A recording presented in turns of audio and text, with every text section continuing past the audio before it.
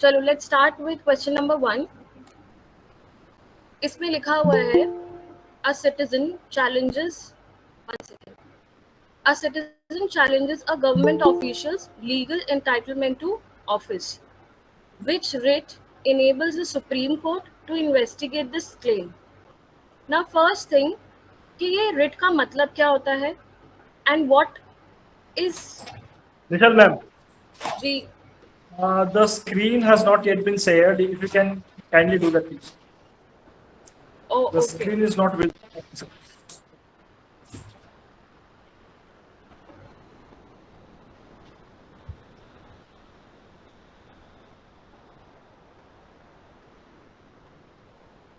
Is it visible now? Yes, yes, please. Please, ma'am. Okay. And please tell them you do not have that, writing pad so that they need to Yeah. adjust the page. Okay. Okay, guys. So I don't have a writing pad with me right now, but we'll arrange it soon. So please bear it with me for today. We'll start with question number 1. यहाँ पे लिखा हुआ है a citizen challenges a government official's legal entitlement to office, which writ enables the Supreme Court to investigate this claim. Now, first thing that we need to understand कि writ का मतलब क्या होता है. What is a writ? So, anyone here कोई बताएगा what do you mean by a writ? Anyone?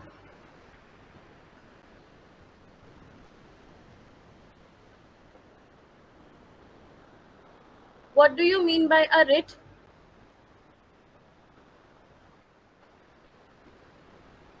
Okay, no one. Writ का मतलब है it is a legal order, a formal order given by the Supreme Court. तो ये legal order या फिर ये जो ऑर्डर सुप्रीम कोर्ट देता है ये formally they are of 5 types.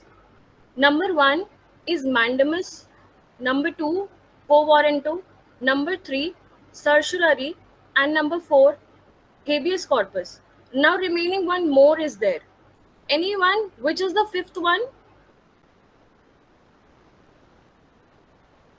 Anyone, please tell what is the fifth writ which is issued by the Supreme Court? Prohibition. Sorry.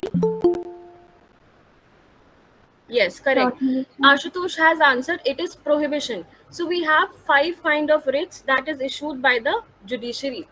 Now let us look at option number 1 which says mandamus. अब ये mandamus क्या होता है? If we look at our options, mandamus का मतलब है when the Supreme Court directs to a public authority कि अपना ड्यूटी परफॉर्म करो if it has failed or refused to do it. So when a public authority or a public figure or any figure which is mentioned under article 12 deals with the definition of state. जो state के अंदर जितने भी authorities आएंगे if they fail to perform a duty then they will be issued the writ of mandamus which says कि अपना duty perform करो. Second one is certiorari. Certiorari का क्या मतलब हुआ कि ये जो सर्शुररी है it is a purely between the judiciaries. जो जुडिशियल बॉडीज हैं ये उनके बीच में ये इशू होता है ये रिट वेर इन जहां पर हायर अथॉरिटी यानी कि if it is a supreme court तो सुप्रीम कोर्ट किसको रिट इशू करेगा सर्शुररी का? हाई कोर्ट को. सेम वे अगर हाई कोर्ट है तो उसके नीचे कौन से बॉडीज होंगे, कौन से जुडिशियल बॉडीज होंगे?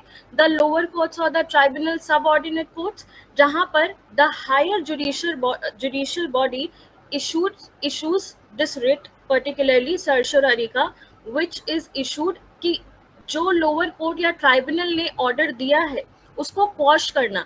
विच मीन्स कि इफ अ लोअर अथॉरिटी और a lower court perform certain action which is beyond its jurisdiction तो higher authority क्या इशू करेगा? सर्शुररी का रिट इशू करेगा जहां पर वो क्वॉश करेगा उस ऑर्डर को which the lower court or tribunal has given. Number 4 is habeas corpus. habeas corpus का क्या मतलब हुआ यहाँ पर लिखा है it is use to release a person from unlawful detention. For instance, हम यहाँ पर अभी I think 10-11 students are here. Now just imagine कि हमारे जहाँ पर अभी हम बैठे हुए हैं पुलिस ऑफिशियल्स आते हैं and they just detain you. In that case what are the options you have? क्या करेंगे हम? एनीवन? इलीगल डिटेंशन के केस में या फिर अनलॉफुल डिटेंशन के केस में सुप्रीम कोर्ट क्या इशू करता है? कौन सा रिट इशू करता है? हेबियस कॉर्पस का रिट इशू करता है, वेयर इन जहां पर बोला जाता है कि within 24 hours bring the body of that particular person to a 1 second.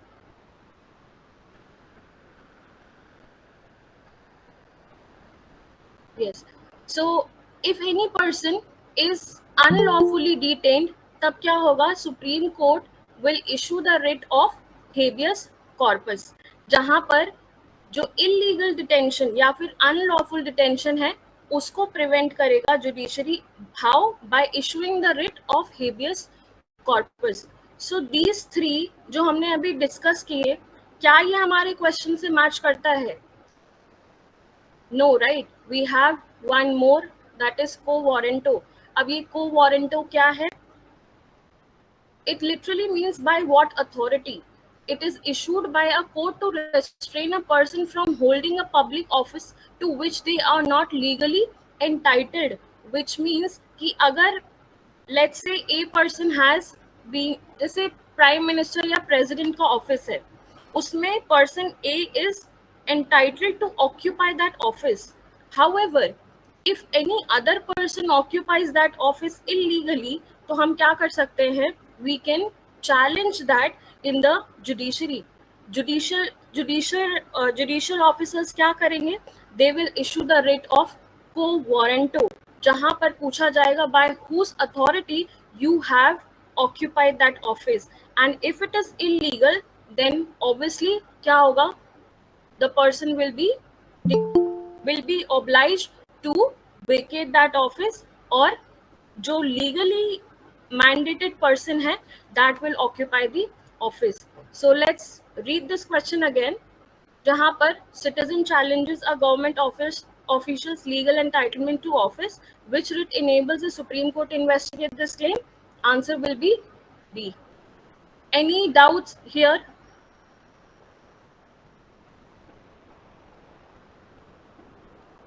Any doubt in this question, please ask.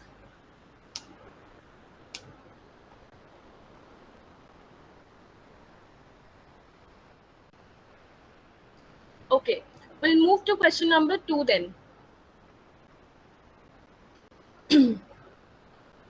Which provision under Article Part 4 of the Constitution of India emphasizes judicial independence from executive control? Now, what is Part 4? Anyone, what is Part 4 of the Indian Constitution?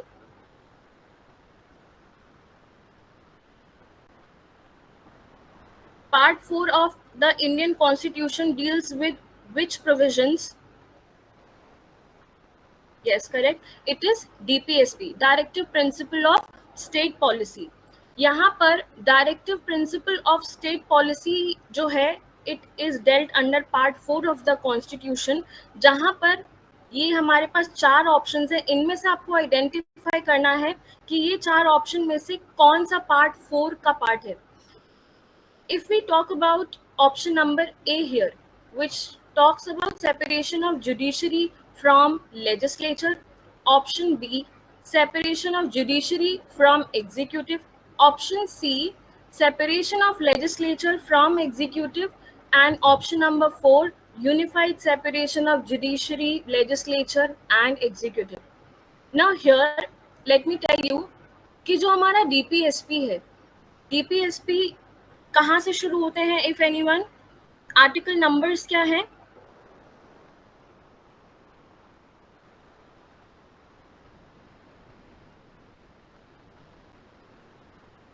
36 to 51, correct. जो ये 36 है, particular article number 36 यहाँ पर किससे deal करता है? It deals with the definition of state, और ये जो डेफिनेशन ऑफ स्टेट है ये कौन सी है, जो आर्टिकल नंबर हमारे 12 में मेंशन्ड है. 12 is article number, sorry, fundamental rights जो हैं वो कहाँ से शुरू होते हैं और कौन से पार्ट में आते हैं. I am sorry, I am digressing from this topic a bit, but this is going to help you to interlink how fundamental rights and DPSPs are related, because eventually ये जो हम आगे क्वेश्चंस देखेंगे उसमें आपको देखने को मिलेगा कि DPSP और फंडामेंटल राइट्स में क्या रिलेशन है. सो which part of the Indian Constitution deals with fundamental rights and what are the articles. मतलब सिर्फ आप एक रेंज बताइए और एक part. Okay, part 3, article number 12 to 35. Now here, article number, अब fundamental rights का भी मतलब क्या होता है? Anyone?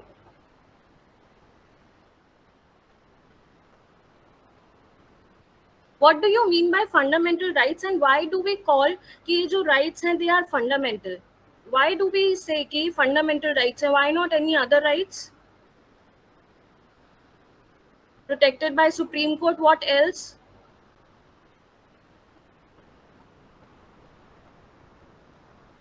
हम फंडामेंटल राइट्स को फंडामेंटल क्यों बोलते हैं? वो बेसिक नीड है सिटीजन के लिए. Sorry, please come again. वो बेसिक नीड है सिटीजन के लिए. Indian citizens के लिए, but there are some other articles which are guaranteed to foreigners as well, right? Yes. So why do we call them fundamental rights? Because they are important for all-round development of a person. Please be a bit louder. You are correct, I think. They are needed for all-round development of a person. Correct. Fundamental rights में देखो आपका word ही लिखा हुआ है fundamental. Fundamental का मतलब है कि हम लोग ह्यूमन बीइंग्स हैं और ह्यूमन बीइंग्स का जो एग्जिस्टेंस है वो ओवरऑल डेवलपमेंट हो ह्यूमन बीइंग्स का. It should not be a mere just existence, it should be a life जो कि वर्थ लिविंग हो. It should not be like animal का existence, right. Fundamental are those rights जहाँ पर जो हमारे गवर्नमेंट बॉडीज है, जो स्टेट है, डेफिनेशन ऑफ स्टेट मतलब आर्टिकल नंबर 12.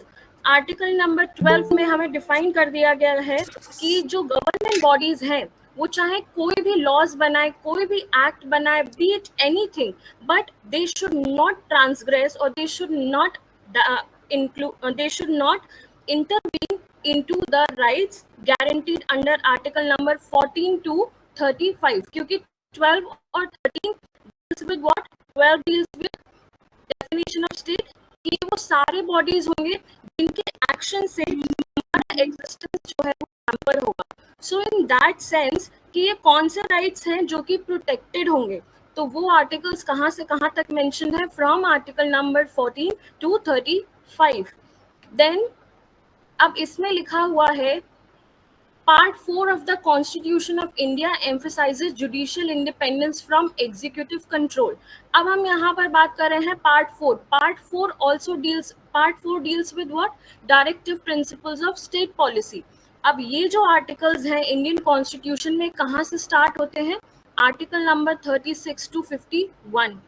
अब ये जो आर्टिकल नंबर 36 है ये भी किससे डील करता है? सेम बॉडीज, सेम वो सारी बॉडीज जो कि आर्टिकल नंबर 12 में कवर्ड है, क्योंकि इनको ऑब्लाइज किया जाएगा कि देखो अगर आप लॉज बना रहे हो, कोई एक्ट्स बना रहे हो, तो please keep these provisions in mind so that हम ह्यूमन बींग्स या फिर जो इंडियन सिटीजन्स हैं पर्टिकुलरली उनके ओवरऑल डेवलपमेंट को प्रमोट करें, right. So this is the idea behind the definition of state, जहां पर पार्ट 3 में बोला जाता है कि आप कोई भी लॉज बनाओ, कोई भी एक्ट बनाओ, but you should not intervene into the rest of the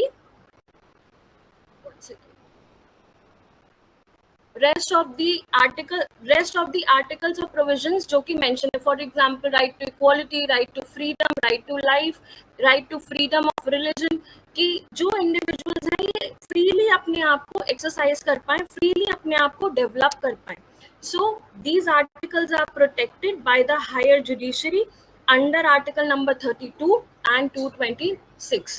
Furthermore, if we talk about this particular provision DPSP में क्या बोला जाता है कि स्टेट, देखो तुम अगर लॉज बनाते हो, एक्ट्स बनाते हो, पॉलिसीज बनाते हो, तो they should be for the overall development of human beings.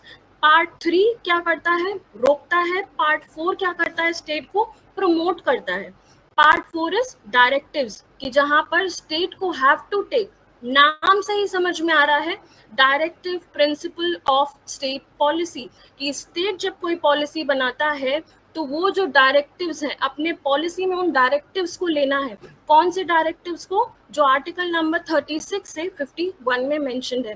One such article is separation of judiciary from the executive. अब ये ऑप्शन मैंने डायरेक्टली अभी इस पर इसलिए बताया क्योंकि अगर स्टेट कोई भी पॉलिसी बनाता है तो उसको ये डायरेक्टिव दिया जाता है अंडर पार्ट 4 कि you have to separate judicial functions from the executive functions. अब इसका इंपॉर्टेंस क्या है या ये पर्टिकुलर आर्टिकल का मतलब क्या है, क्या आप मुझे बता सकते हो कोई भी एक एग्जाम्पल के थ्रू?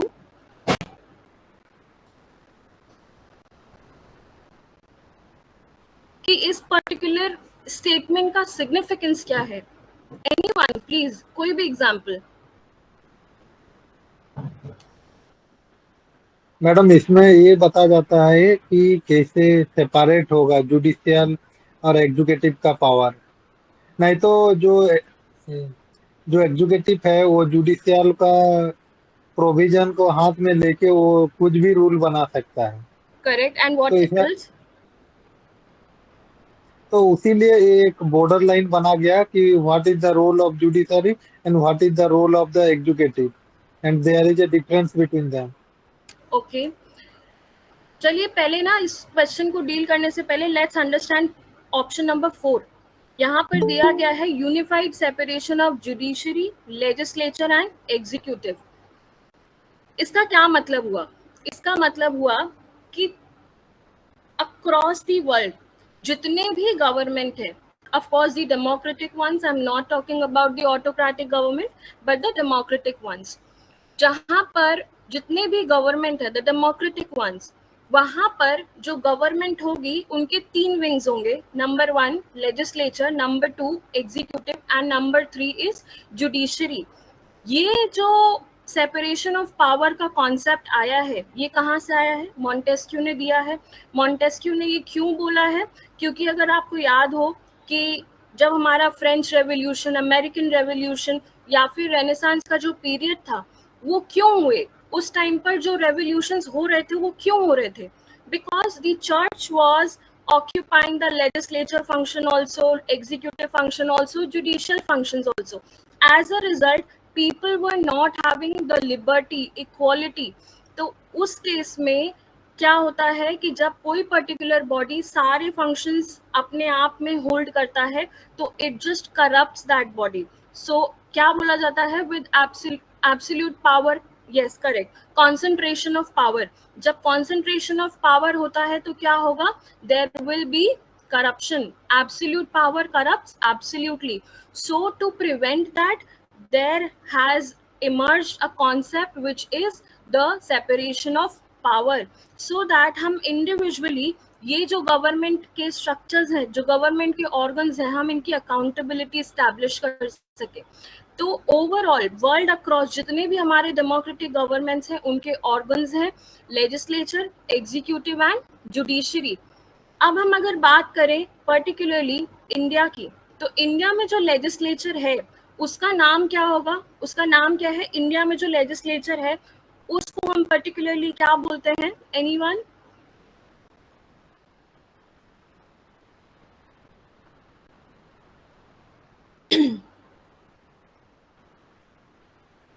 इंडिया में जो लेजिस्लेचर है उसका नाम क्या है?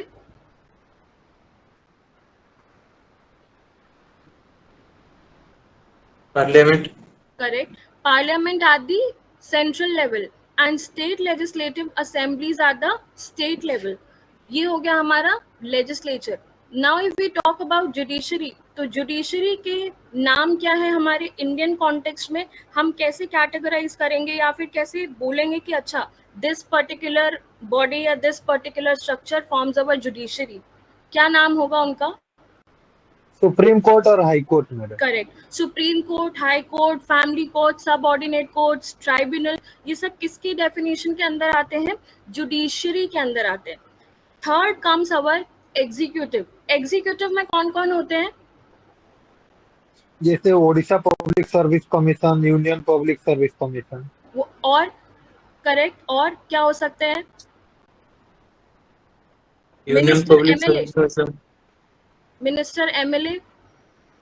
एग्जीक्यूटिव कौन होंगे? वो सारे लोग जो लेजिस्लेचर के द्वारा जो लॉ बनाया गया है उसको इम्प्लीमेंट करेंगे। अब बहुत ही बेसिक एग्जाम्पल की अगर हम बात करें इस क्वेश्चन को समझने के लिए कि why is the directive have been given to the state to separate judicial independence from executive control. मान लीजिए भी हम जहाँ पर बैठे हैं, पुलिस आती है, हमको उठाकर लेकर जाती है, तो हमारे पास में क्या ऑप्शंस होंगे? क्या ऑप्शंस होंगे? हम क्या कर सकते हैं? We will take the help of the judiciary. We'll take the We help of whom? law madam. Law, or what else? Court की हेल्प लेंगे, लॉज की हेल्प लेंगे। बट द थिंग इज, मान लीजिए पुलिस ने हमको उठाया और हमको जेल में बंद किया। अब हम अगर हम जुडिशरी या फिर कोर्ट की हेल्प लेते हैं या लॉज की हेल्प लेते हैं और any help, but the thing is कि जिसकी आप हेल्प ले रहे हो वो भी वही फंक्शन, जुडिशियल फंक्शंस भी वही परफॉर्म कर रहा है। फॉर एग्जाम्पल, पुलिस ने आपको अगर उठाया तो आपके पास जो शिकायत करने का मौका होगा वो खुद पुलिस के पास जाकर होगा। तो इन दैट केस क्या हमारे पास राइट्स गारंटीड होंगे? क्या हम अपना ओवरऑल डेवलपमेंट सिक्योर कर सकते हैं? क्या हम अपना लिविंग स्टैंडर्ड्स या फिर अपने आप की लिबर्टीज या राइट्स, क्या हम उनको सिक्योर कर सकते हैं? Is the answer yes or no? Yes. Can we do it? No, practically it is impossible, but theoretically we can say it is yes. Practically it is impossible of course, क्योंकि ये हमारा, आपको अगर समझना है इसको रियल टाइम में कि ये क्या हो सकता है। नहीं, बेस्ट एग्जाम्पल अपना हिस्ट्री देखो। आप हिस्ट्री में क्या होता है? हिस्ट्री आप लोगों ने पढ़ा है कि नहीं पढ़ा है? मॉडर्न हिस्ट्री थोड़ा बहुत भी?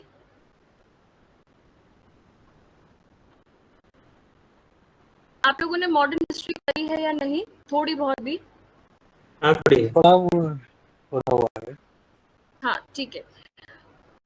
अगर आप लोगों ने battle of Buxar, battle of Plassey, ये सारे जो फेमस ब्रिटिश का एडमिनिस्ट्रेटिव स्ट्रक्चर था या फिर सोशल पॉलिसी जो भी था, अगर आपको थोड़ा बहुत भी याद हो तो उसमें क्या हो रहा था कि देवर exercising, they were making laws also, वो उसको इम्प्लीमेंट भी करेंगे।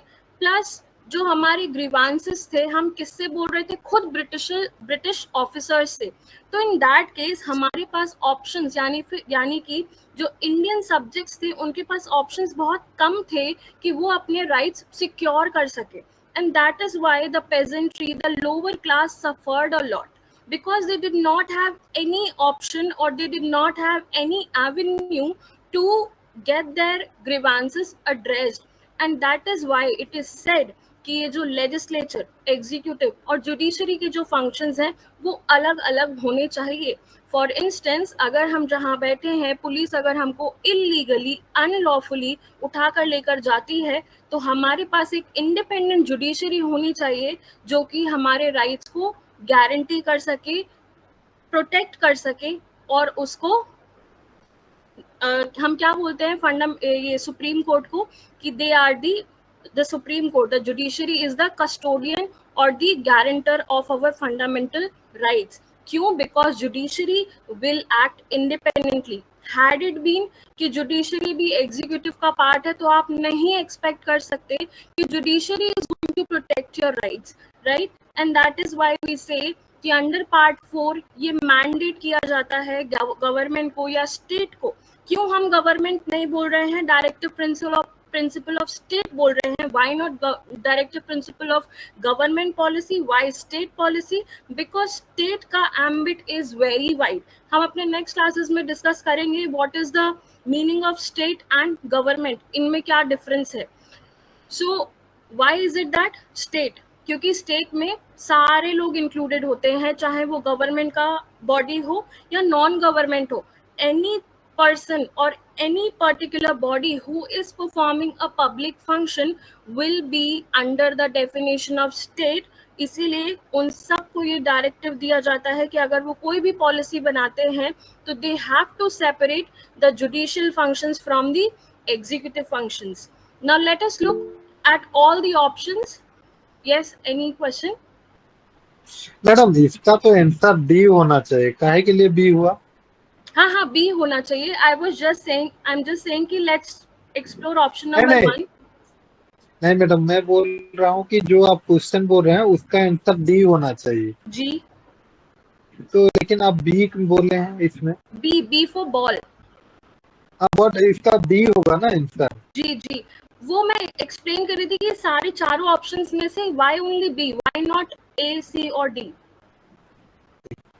ठीक है मैडम. ओके, तो अभी ए फंक्शन क्यों नहीं होना? जो हमारा ऑप्शन नंबर ए है, separation of judiciary from legislature, ये क्यों नहीं है? क्योंकि ये पहली बात ये हमारे डायरेक्टिव्स में नहीं है, और दूसरी बात this is valid in the Indian constitution because जो जुडिशरी है फ्रॉम लेजिस्लेचर ये इतना ज़्यादा सेपरेट नहीं है. क्योंकि अगर आपने पार्लियामेंट के फंक्शंस पढ़े होंगे तो पार्लियामेंट जो है at the central level and state at the state level, state governments at the state level, ये क्या फंक्शंस परफॉर्म करते हैं? जुडिशियल फंक्शंस भी परफॉर्म करते हैं. फॉर एग्जांपल रिमूवल ऑफ जजेस, प्रेसिडेंट का रिमूवल, वाइस प्रेसिडेंट, ये सब कैसे फंक्शंस हैं? Judicial functions.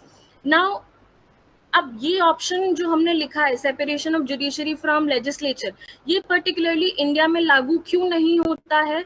बिकॉज लेजिस्लेचर में यहाँ पर जो बॉडीज हैं, मतलब जो लोग हैं, फॉर एग्जाम्पल नेशनल लेवल पर we have parliament, state level पर we have state legislative assemblies. यहाँ पर जो लोग हैं, the MPs and the MLAs, they are directly elected by the whom? They are directly elected by whom? People. By the people of this country. People of India. Yes, correct.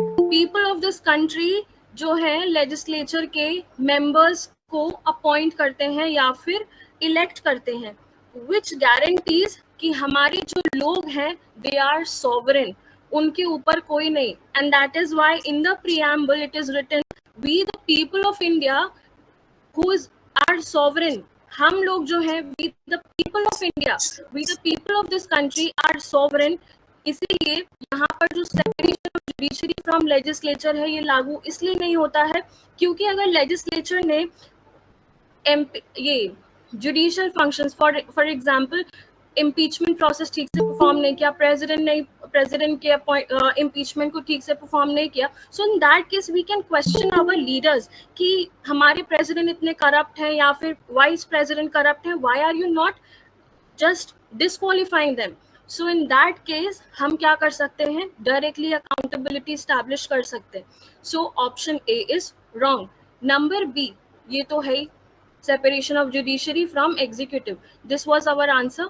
Let's talk about option number C, separation of legislature from executive. अब ये जो option number C है ये अपने आप में एक concept है which means कि legislature और executive के बीच में क्या relation होगा. It is dependent on two types. पहला, या तो अलग अलग लेजिस्लेचर अलग, एग्जीक्यूटिव अलग. इस पर्टिकुलर कॉन्सेप्ट का क्या नाम है?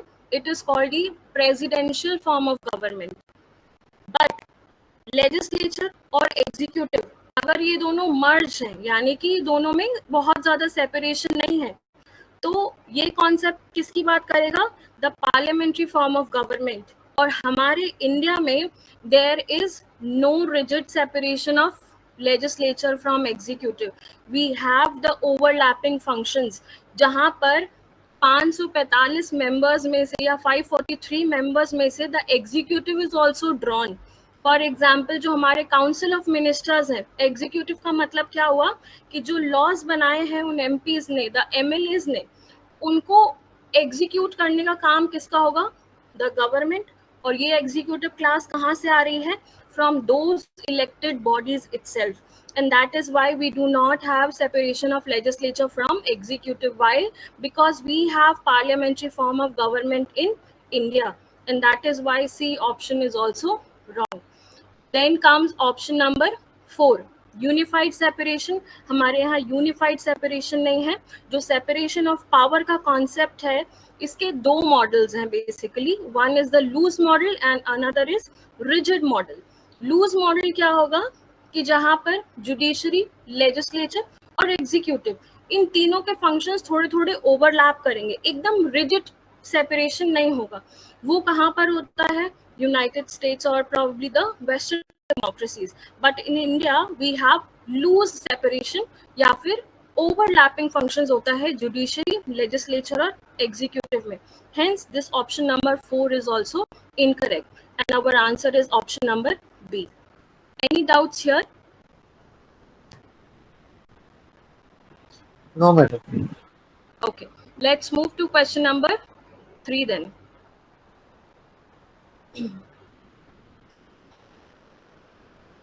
Which of the following is least enshrined as a directive under the directive principles of state policy? अब ये जो डायरेक्टिव प्रिंसिपल जो DPSPs हैं हमारे, ये DPSPs कहाँ से कहाँ तक है? Article number 36 to 51.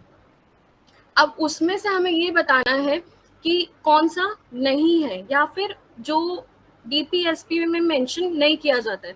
तो ये थोड़ा स्ट्रेट फॉरवर्ड क्वेश्चन है आई थिंक, कि 4 ऑप्शंस हैं, चारों में से कौन सा डायरेक्टिव मेंशन नहीं है. तो let's look at option number 1, promotion of international peace and security, encouragement of arbitration in international disputes, respect for international law and treaty obligations.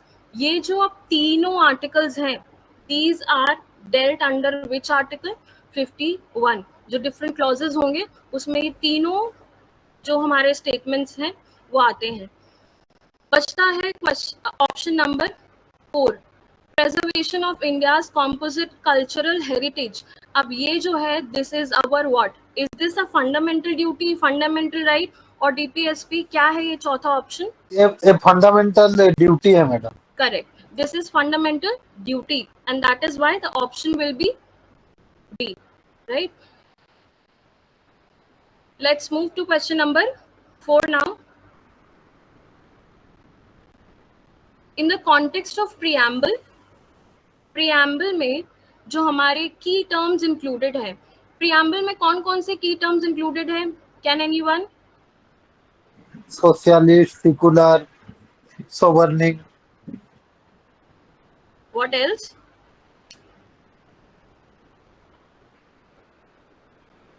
कभी भी कंफ्यूजन हो तो आप SSSR से याद कर सकते हो. Sovereign, socialist, secular, SSS.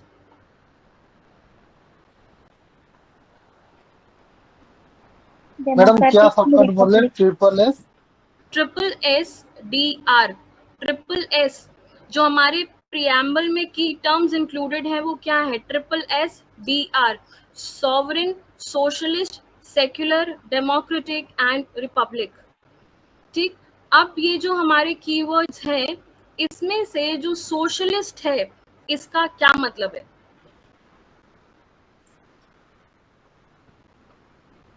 क्या मतलब है सोशलिस्ट का? नॉर्मली क्या समझते हैं हम सोशलिस्ट से?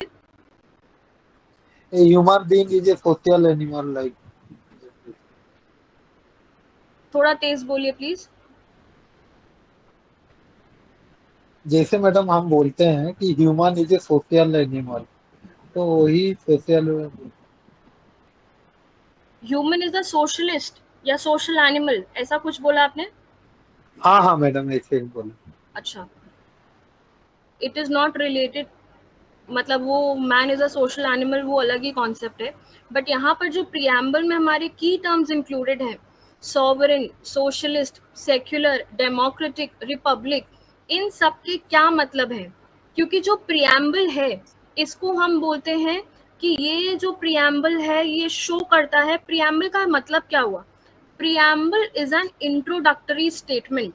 प्रीएम्बल एक समरी प्रोवाइड करता है कि हमारा जो ओवरऑल कॉन्स्टिट्यूशन है, जो हमारे 395 आर्टिकल्स, 12 शेड्यूल्स, पार्ट कितने जितने 22 पार्ट्स हैं, ये सारे पार्ट्स, ये सारे आर्टिकल्स, ये सारे शेड्यूल्स डील्स विद व्हाट? अगर हमें ये समझना हो तो क्या हमें ये सब पढ़ने की ज़रूरत है? The answer is clearly no. कैसे?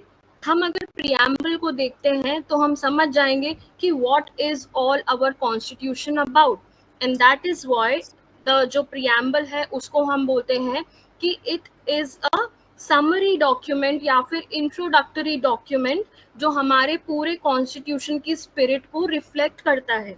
तो अब जो हमारा प्रियम्बल है, अगर आप अपना प्रियम्बल आज पढ़ो जाकर, आज आपका होमवर्क है कि जो प्रियम्बल है आप उसको पढ़िए, उसका क्या मतलब है, उससे आप क्या क्या चीज़ें सीख सकते हो, वो आपको पता चलेगा कि अच्छा इस कॉन्स्टिट्यूशन जो एक बल्कि डॉक्यूमेंट है उसके अंदर हम क्या क्या चीज़ें एक्सपेक्ट कर सकते हैं, right? So this is your homework wherein you have to just see कि प्रियम्बल में हर एक वर्ड का क्या मतलब है। फिलहाल हम डिस्कस करेंगे कि ये जो की टर्म्स हैं, socialist, sovereign, secular, democratic, republic, इसमें भी पर्टिकुलरली सोशलिस्ट का क्या मतलब है, we need to know that. So anyone, किसी ने अगर पहले पढ़ा हो तो सोशलिस्ट का क्या मतलब रहा है? Social and economic सोशलिस्ट में justice to the people. बोलिए बोलिए।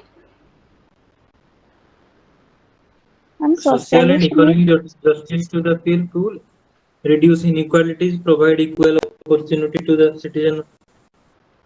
Okay, what else?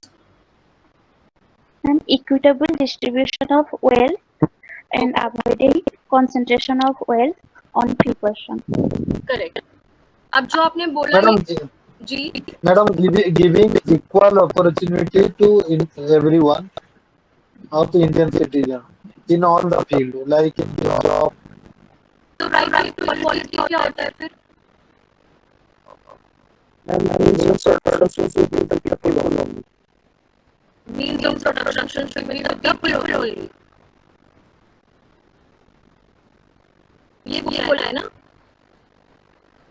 चलिए जो हाँ हाँ, ओके। अब देखिए यहाँ पर जो सोशलिज्म का मतलब हुआ, ये सोशलिस्ट का मतलब है वेरी कर सकता है, वेरी कर सकता है। क्या मतलब हुआ कि डिपेंडिंग ऑन विच कंट्री हम किस कंट्री में रह रहे हैं, इस मीनिंग को समझते हैं, वो डिपेंड करता है। फॉर एग्जाम्पल अगर हम रशिया में, फॉर एग्जाम्पल अगर हम इंडिया में हैं, तो हम दोनों के लिए जो सोशलिस्ट का डेफिनेशन है वो अलग अलग होगा। क्यों अलग अलग होगा या कैसे अलग होगा? सोशलिज्म का मतलब अगर हम इंडियन कॉन्टेक्स्ट में समझें तो इसका क्या मतलब है कि यहाँ पर जो सोशल और इकोनॉमिक डिस्पैरिटी है उसको कम करना है बाय द स्टेट। अब यहाँ पर देखिए हर अगर हम ऑप्शन नंबर सी और ऑप्शन नंबर बी में देखें तो स्टेट लिखा हुआ है दोनों में, सी में भी और बी में भी, enforced by the state। जो सोशलिस्ट है और उसका दूसरा काउंटरपार्ट क्या होता है? Capitalism. And second is socialism. जो कैपिटलिज्म है और सोशलिज्म है, ये दोनों क्या है हमारे मॉडल्स ऑफ डेवलपमेंट है कि यहाँ पर प्रोडक्शन या फिर वेलफेयर फंक्शन कौन देगा। तो इस टॉक अबाउट सोशलिज्म, तो हमने अपने कंट्री में मिक्स्ड सोशलिज्म या फिर फेबियन सोशलिज्म अपनाया है। फेबियन सोशलिज्म या फिर मिक्स्ड सोशलिज्म क्या होता है कि यहाँ पर दोनों पार्टीज, प्राइवेट पार्टीज भी और पब्लिक पार्टीज भी दोनों मिलकर काम करेंगे और overall reduction of social and economic disparity या फिर इनइक्वालिटी जो हमारे कंट्री में है उसको कलेक्टिवली कम करेंगे। अगर यहाँ पर होता जैसे ऑप्शन नंबर ए, यहाँ पर लिखा हुआ है state monopoly over production to curb private dominance. अब ये कंप्लीटली बात करता है कि प्राइवेट सेक्टर डेवलप हो ही ना पाए। यहाँ पर जो भी डेवलपमेंट होगा, प्रोडक्शन होगा, वो कौन देगा? It is just going to be the monopoly of state और the government. And that is why हम क्यों बोलेंगे ये हमारे नहीं होता है बिकॉज हमारे यहाँ स्टेट मोनोपोली ले रही है production and secondly the private sector is also getting the opportunity. In fact, after LPG reforms, after 1991 economic reforms, हमारे यहाँ प्राइवेट सेक्टर को और ज़्यादा मिला है to contribute in the welfare or to contribute in the reduction of social and economic disparities, and that is why option A is wrong. क्योंकि हमारे यहाँ स्टेट मोनोपोली नहीं, जो स्टेट मोनोपोली है ये कहाँ हमें देखने को मिलती है, या पर्टिकुलर मॉडल ऑफ डेवलपमेंट हमें कहाँ देखने को मिलता था, हार्ड कम्युनिस्ट ड्रीम्स में, या फिर जो हमारा 1991 से पहले जो USSR था वहाँ पर. Then welfare option number B, welfare prioritization for workers via centralized planning. अब ये जो B option है कि यहाँ पर जो वर्कर्स हैं, देखिए ये जो क्वेश्चन है option number 4, this is particularly थोड़ा रिलेटेड टू पॉलिटिकल फिलॉसफीज. ये जो पॉलिटिकल फिलॉसफी हैं जो हमारे पूरे वर्ल्ड स्केल पर डेवलप हुई in western democracies, in eastern democracies, हमारे खुद एशियन मॉडल ऑफ डेवलपमेंट में हमने सबसे थोड़ा लेकर अपने कॉन्स्टिट्यूशन को बनाया है कि बेस्ट हमारे लिए क्या रहेगा, हमारे लिए डेवलपमेंट कितना कैसे बेहतर होगा as compare to the western और as compare to the eastern democracies. तो इन दैट रिगार्ड जो पॉलिटिकल फिलॉसफी वेस्ट में डेवलप हुई, जो पॉलिटिकल फिलॉसफी ईस्ट में डेवलप हुई, हमने दोनों में से थोड़ा लिया. फॉर एग्जाम्पल अगर हम वेस्टर्न डेमोक्रेसीज की बात करें तो वो दे आर हाईली प्राइवेटाइज्ड, वहाँ पर फाइनेंशियल कैपिटलिज्म की बात होती है, या फिर जो प्राइवेट सेक्टर है वो बहुत ज़्यादा डोमिनेंट है, वहाँ पर गवर्नमेंट का role is almost negligible. They are only for the regulatory purpose and nothing more. On the other hand, अगर हम ईस्टर्न डेमोक्रेसी या फिर ईस्टर्न एडमिनिस्ट्रेशन की बात करें या ईस्टर्न गवर्नमेंट की बात करें, लाइक रशिया हो गया या फिर पहले चाइना भी था, तो ये सब क्या है, they are highly hardcore socialist organisations या फिर सोशलिस्ट मॉडल ऑफ डेवलपमेंट इन्होंने अपनाया कि हम डिसाइड करेंगे कि कौन कितना प्रोड्यूस करेगा, क्यों, सो दैट जो इनइक्वालिटी है हम उसको कम कर पाएं, जो हमारा डेवलपमेंट है वो स्टेट डिसाइड करेगा. Everything is going to be decided by state. तो ईस्टर्न जो कंट्रीज हैं, हमारे ईस्टर्न कंट्रीज ने किसको ज़्यादा वेटेज दिया, स्टेट कंट्रोल को, कि everything will be decided by the government. On the other hand western democracies ने क्या बोला कि let private individuals decide, let private people decide कि उनके लिए क्या चीज़ बेहतर है.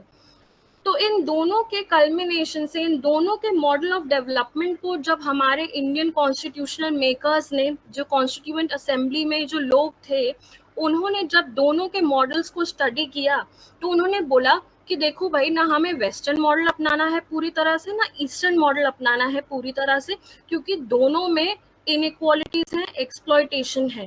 तो इन दैट रिगार्ड हमने क्या अपनाया है, मिक्स्ड इकोनॉमिक मॉडल या फिर फेबियन सोशलिज्म, या फिर जो हमारा सोशलिस्ट मॉडल है, it talks about simply social और इकोनॉमिक डिस्पैरिटीज को कम करना है. और रही बात ऑप्शन नंबर बी की, तो यहाँ पर पर्टिकुलरली वर्कर्स का जो है कि हमें सिर्फ वर्कर्स के वेलफेयर प्रायोरिटाइज करना है, उनके वेलफेयर को प्रायोरिटाइज करना है, ये कम्युनिस्ट बात करता है. वो हमेशा वर्कर्स की बात करता है. जो कार्ल मार्क्स की थ्योरी है वो बोलता है कि जो हमारी वर्कर क्लास है, द प्रोलिटेरिएट क्लास, और जो प्रोड्यूसिंग क्लास है, प्रोड्यूसर्स होते हैं, और दूसरा होता है प्रोड्यूसिंग क्लास.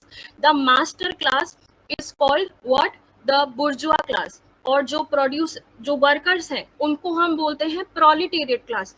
मार्क्स ने बोला कि देखो, जो मास्टर्स हैं ये सारा काम तो हम वर्कर से करवा रहे हैं पर हमें उतना बेनिफिट नहीं दे रहे हैं. तो मार्क्स ने बोला कि जो वर्कर्स हैं इनको रेवोल्यूशन करने की जरूरत है, अपनी इम्पोर्टेंस जानने की जरूरत है, और इनको क्या करना चाहिए, रेवोल्यूशन करना चाहिए, सो दैट हम अपने जो वेलफेयर है हम उसको इक्विटेबली अपना सके या फिर उसको पूरी तरह से एंजॉय कर सके। बट हाउएवर ऐसा हुआ नहीं है अभी तक, ऐसा रेवोल्यूशन वर्कर्स ने किया नहीं है। सो जो बी ऑप्शन है, welfare prioritisation for workers via centralised planning, ये purely hardcore communism, Karl Marx की कम्युनिज्म थ्योरी है, जो कि हमारे यहाँ पूरी तरह से वैलिड नहीं होती है। We are of course prioritising workers, लेकिन सेंट्रलाइज्ड प्लानिंग तो हमारे यहाँ वैसे only the long term goals, short term goals or the 15-year plans by the नीति आयोग। तो जो ऑप्शन नंबर बी है इट इज रॉन्ग बिकॉज ये कम्युनिज्म थ्योरी है पूरी की पूरी। Option number C, collective ownership of resources enforced by the state. State बोलेगा कि आपको 2 रोटी की जरूरत है या 4 रोटी की जरूरत है, उतना ही आप उगाओगे, उतना ही आप ग्रो करोगे। तो this is what the theory which was opted by the USSR, कि यहाँ पर state was deciding how much to produce, how much to own, यहाँ पर सब कुछ state was deciding. Then option number D, reduction of social and economic disparities by the state. अब यहाँ पर जो स्टेट का फंक्शन हम इसमें बोल रहे हैं, प्रियम्बल में क्या बोला गया है कि देखो हमारे कंट्रीज में इनइक्वालिटीज तो हैं, सोशल भी हैं, इकोनॉमिक भी हैं। सोसाइटल लेवल पर इनइक्वालिटीज हैं, इकोनॉमिक लेवल पर भी इनइक्वालिटीज हैं, but how are we going to reduce them? क्या हम प्राइवेट सेक्टर पर छोड़ दें ये पूरी की पूरी चीज, कि या हम गवर्नमेंट पर छोड़ दें? तो हमने क्या बोला, जो हमारे कॉन्स्टिट्यूएंट असेंबली के जो मेकर्स थे, कॉन्स्टिट्यूएंट मेकर्स थे, उन्होंने क्या बोला कि हम मिक्स्ड इकोनॉमिक मॉडल अपनाएंगे या सोशलिस्ट या फेबियन सोशलिज्म अपनाएंगे, जहां पर दोनों मिलकर काम करेंगे, the private sector also and the state government also. So reduction of social and economic disparities by the state would be the right answer here, option number D. Any doubt here?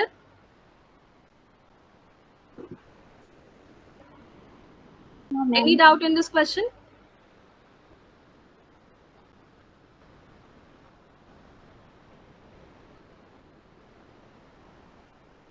Okay, then we'll move to question number 5.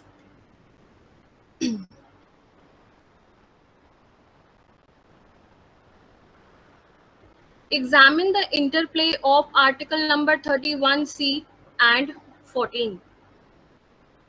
अब ये जो article number 31C है और 14 है, इसका क्या मतलब हुआ, या ये क्वेश्चन हमसे पूछा क्यों गया है? Can anyone tell?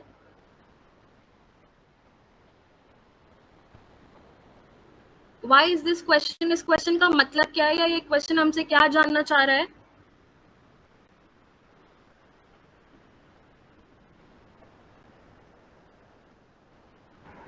What is the difference between two? What is the difference between two? Article 31C and Article 14. Article 14 is a fundamental right, and that is defined the equality before law. Okay देखिए, जो ये question है, examine the interplay of article number 31C and 14। सबसे पहले तो ये जानेंगे कि 31C कहाँ पर है। 31, yes, article 14 and DPSP challenging each other, not just article number 14, but ये जो क्वेश्चन है ये हमें दिखा रहा है या हमें शो करता है कि जो एवोल्यूशन हुआ है बिटवीन द फंडामेंटल राइट्स और directive principle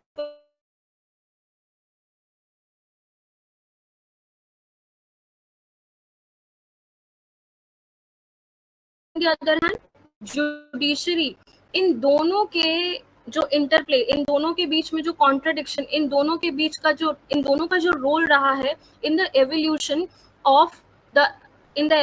of fundamental rights and DPSP, ये क्वेश्चन उससे डील करता है। क्योंकि स्टार्टिंग में हमने डिस्कस किया था कि जो फंडामेंटल राइट्स हैं वो क्या करता है, गवर्नमेंट के पावर्स को रिस्ट्रिक्ट करता है। ऑन दी अदर हैंड जो DPSP है वो प्रमोट करता है, कि DPSP को पावर्स देता है कि अच्छा you can make this law, make certain laws, policies or whatever. So we can say कि जो DPSP हैं और जो fundamental rights हैं वो क्या हैं? Fundamental rights are negative in character.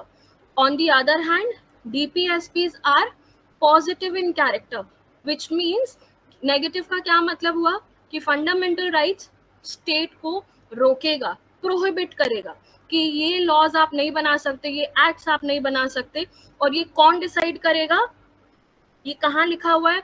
एक तो ये हमारे फंडामेंटल राइट्स हैं ही, और दूसरा under article 13 laws, article 13 reads as laws in derogation with fundamental rights shall be treated as null and void. तो जो भी laws बनाए जाएंगे by the state, they will be treated as null and void by the judiciary. On what grounds? On the grounds of violation of fundamental rights.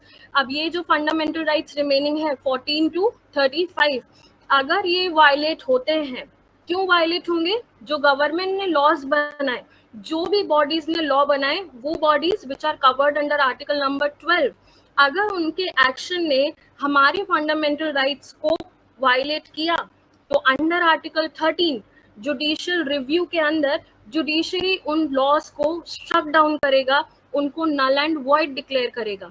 So we can say कि जो fundamental rights हैं they are negative in character, which means कि ये state को रोकता है. On the other hand DPSP का नाम सजेस्ट कर रहा है कि दे आर डायरेक्टिव प्रिंसिपल्स, कि ये वो प्रिंसिपल्स हैं ऑफ स्टेट पॉलिसी जो स्टेट अपने पॉलिसीज में इंसर्ट करेगा या फिर उनको इम्प्लीमेंट करेगा. So it is positive in notion. As you can see कि ये स्टेट को पावर दे रहा है कि ठीक है तुम बना सकते हो, और ये कहाँ लिखा हुआ है? डीपीएसपी में. तो अब आपको ये जानने की जरूरत है कि ये जो 31C एंड 14, अब let me dig this a bit, थोड़ा आप दिमाग खोलिएगा यहाँ पर. इसके पहले हमने यहाँ पर डिस्कस किया था पॉलिटिकल फिलॉसफीज. पॉलिटिकल फिलॉसफीज में we discussed socialism, capitalism. Socialism और कैपिटलिज्म ये हमारी प्रोमिनेंट दो थ्योरीज हैं जिनको हम क्या बोलते हैं? Political philosophy. पॉलिटिकल फिलॉसफी क्या होते हैं? ये वो फिलॉसफी हैं जो हमारे गवर्नमेंट्स अपनाएंगे कि हम किस तरह से अपने आप को रन करना चाहते हैं. फॉर इंस्टेंस हमारे यहाँ जो different type of political parties हैं, इवेंचुअली जो हमारे लॉज हैं, जो एक्ट्स हैं, वो कौन बनाता है? Members of parliament, member of legislative assemblies. पर ये जो मेंबर ऑफ पार्लियामेंट है, मेंबर ऑफ लेजिस्लेटिव असेंबलीज हैं, they belong to different political parties.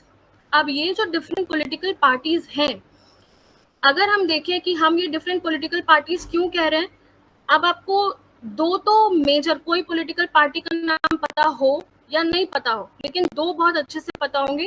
One is the Congress and second is the BJP, the Bharatiya Janata party, right. अब जो हमारी आज की प्रेजेंट डे रूलिंग गवर्नमेंट है, 2014 से पहले हु रूल्ड दिस कंट्री?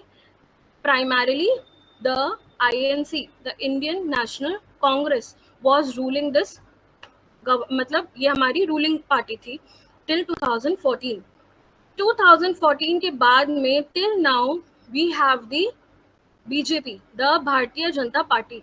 अब इन दोनों के बीच में डिफरेंस क्यों है? हम कैसे बता सकते हैं कि ये दोनों डिफरेंट पार्टीज हैं? तो we need to look into their philosophical agenda कि ये दोनों का काम करने का तरीका क्या है.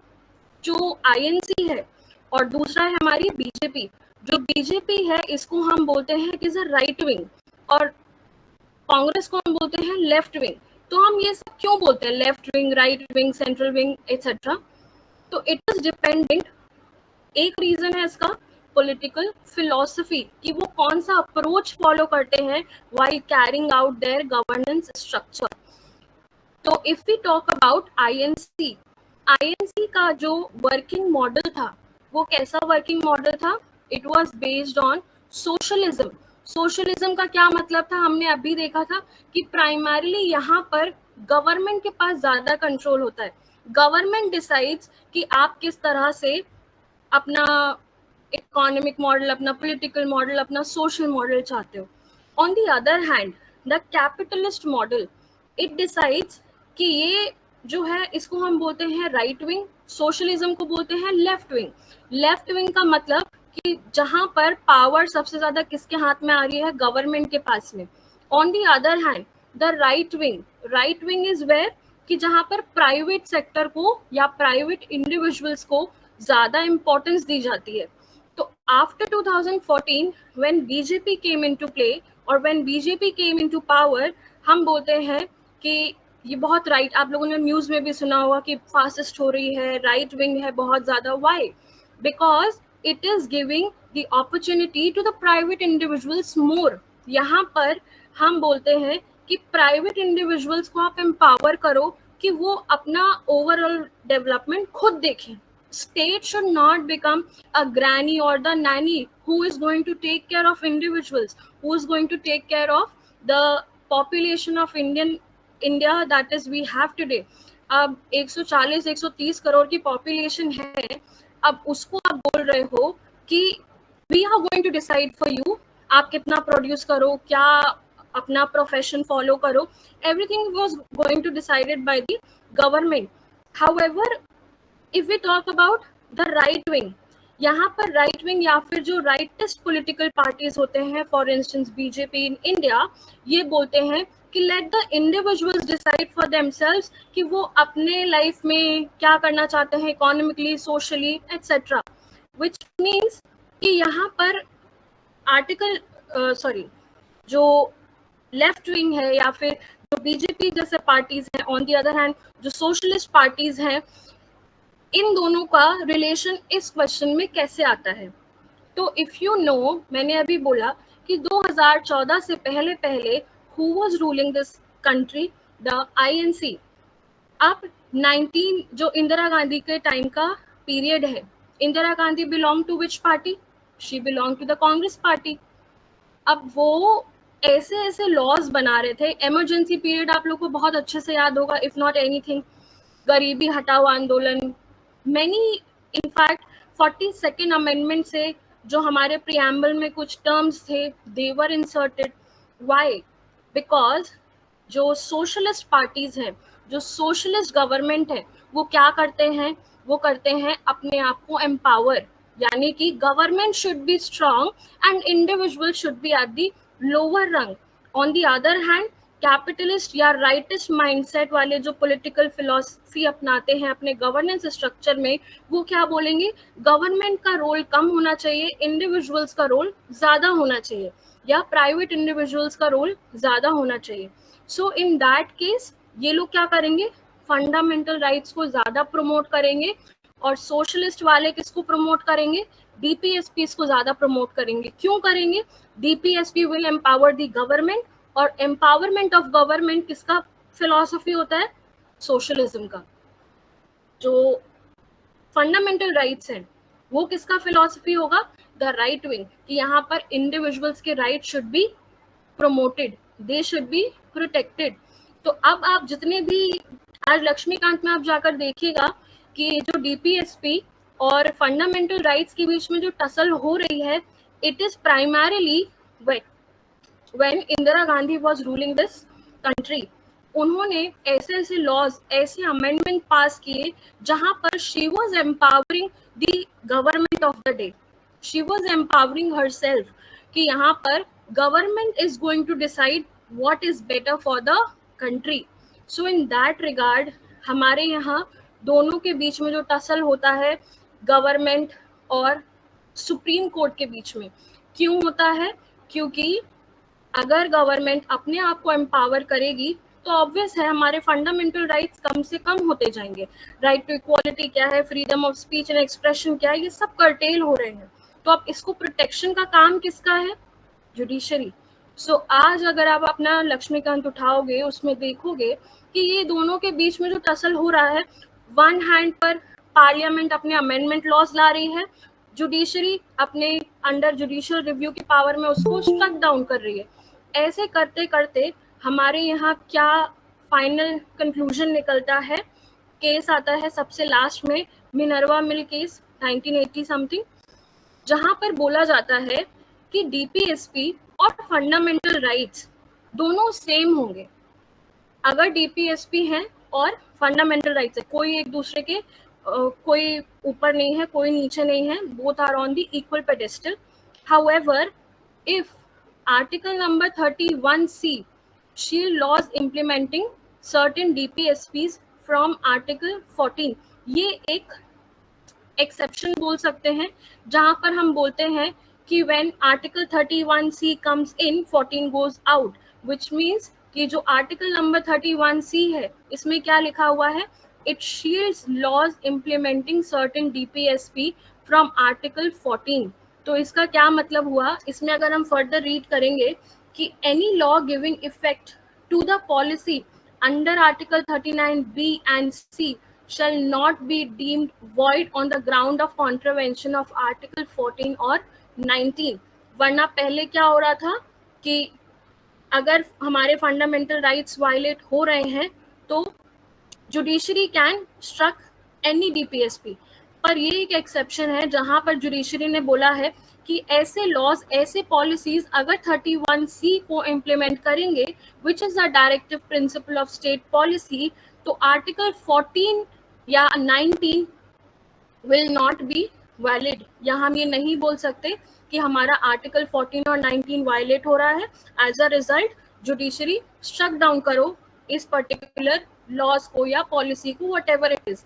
अब ये 31C है क्या, 31C किसको प्रोटेक्ट करता है, article number 39B and C, which is related with what, it is related with social और इकोनॉमिक डिस्पैरिटीज को हमें कम करना है। तो इन दैट केस अगर कोई हमारे लॉज आ रहे हैं, फॉर एग्जाम्पल आर्टिकल नंबर 14 किससे डील करता है, राइट टू इक्वालिटी, अपॉर्चुनिटी भी है। अपॉर्चुनिटी में अगर हमने बोला कि जैसे we give reservations to OBCs, SC, ST, under 15, 16 इन, और उसका एक ऑब्जेक्टिव ये भी है कि हम prevention of concentration of wealth को बचाएं या फिर equitable distribution of material resources को हम इंश्योर करें।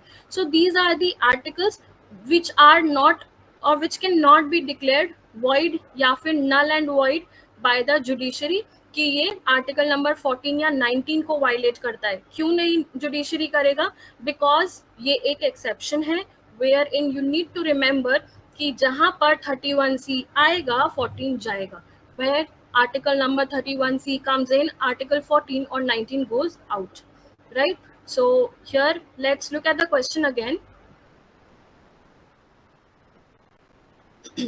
Article number 31C shield laws implementing certain DPSPs from Article 14. Article 14 ensures equality before law and equal protection. ये तो बात सही है कि article number 31 shield law implementing certain DPSPs from Article 14. However, this is not the correct explanation to this particular statement 1, and that is why option B is going to be the correct answer.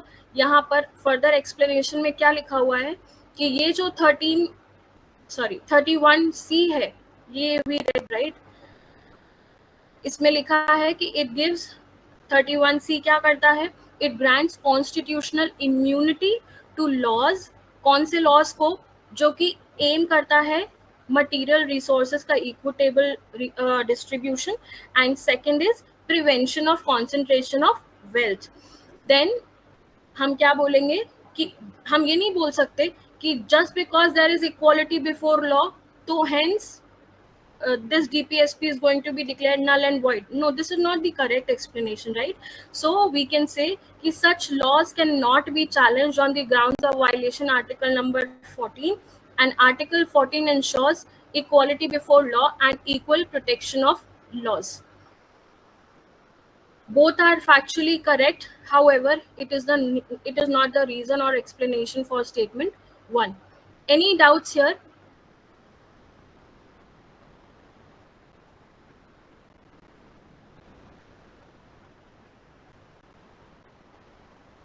Any doubts in this question?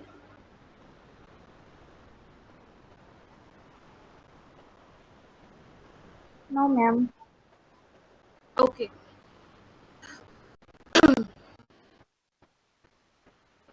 Which rights are available to a British citizen residing in India? अब यहाँ पर लिखा हुआ है which rights are available to a British citizen residing in India. Can anyone tell me कि हमारे यहाँ जो fundamental rights हैं from article number 12 to 35, there are certain rights जो कि सिर्फ citizens को दिए जाते हैं and some rights are also given to the foreigners. तो foreigners को कौन कौन से rights available हैं? Oh, ma'am, articles except 15, 16, 19, 29 and 30. Correct. तो ये क्वेश्चन थोड़ा डायरेक्ट है जिसमें हमें सिर्फ आइडेंटिफाई करना है कि अकॉर्डिंग टू दोज आर्टिकल्स क्या हमारा आंसर होगा, राइट. इसमें आज सच कुछ कॉन्सेप्ट तो इन्वॉल्व नहीं है, so you can just have a look at the answer itself.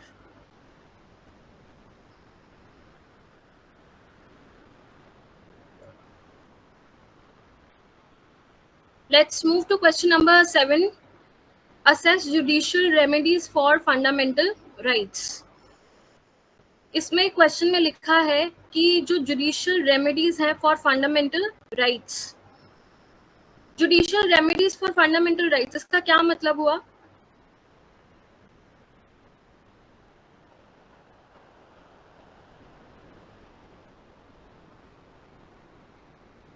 Judicial remedies for fundamental rights, इसका क्या मतलब हुआ इस क्वेश्चन का, इस पर्टिकुलर स्टेटमेंट का? Citizens can direct Protection court from decisions. judiciary to the citizens. Correct. कि हमारे पास जो इंडियन सिटीजन्स हैं उनके पास में क्या क्या रेमेडीज हैं, the judicial remedies for the procurement of their fundamental rights. तो बिना आंसर, बिना ऑप्शन देखे क्या हम बता सकते हैं कि हमारे पास क्या क्या जुडिशियल रेमेडीज हैं कि हम अपने फंडामेंटल राइट्स को इंश्योर कर सकें, प्रोटेक्ट कर सकें?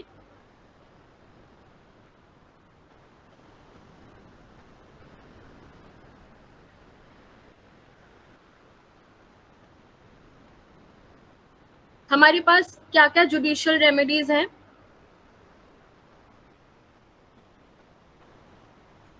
Let's look Ma'am, writs. At. Yes yes, please speak. Ma'am, the writs available. Writs available. ये इसमें लिखा हुआ है citizens can directly approach the Supreme Court और High Court for violations. यहाँ पर है citizen, हम क्या डायरेक्टली सुप्रीम कोर्ट के पास जा सकते हैं? Yes, ma'am, under Article 32. Under article 32, correct. और हाई कोर्ट के अंदर जा सकते हैं? Under Article 226. करेक्ट. तो under article 32 and 226 we can directly approach the Supreme Court or the High Court in case हमारे अगर fundamental rights violate होते हैं. तो first statement stands true. Come to question statement number 2. Parliament can empower any court to issue writs for enforcement. क्या Parliament issue कर सकती है कोई भी? इसमें लिखा हुआ है parliament can empower any court to issue writs for enforcement. अभी जो हमारे पास रिट्स इशू करने की पावर्स हैं they are with supreme court और हाई कोर्ट. क्या इनके अलावा और भी कोर्ट्स हैं जो कि रिट्स एनफोर्स कर सकते हैं? तो यस, उनको एम्पावर कौन करेगा? द पार्लियामेंट, क्योंकि parliament is going to make a law जहां से the other courts can also issue writs. ठीक, तो दोनों स्टेटमेंट्स हमारे यहाँ पर सही होते हैं. तो answer would be C here.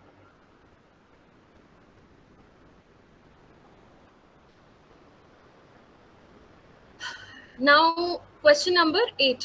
Examine the right to be forgotten in India. ये जो right to be forgotten है, ये पहले तो हमने नहीं पढ़ा, राइट. ये भी बहुत recent पर्टिकुलर आर्टिकल है या फिर राइट है. तो what do you know about, या इससे पहले आपने कब सुना इस आर्टिकल के बारे में? Can anyone tell?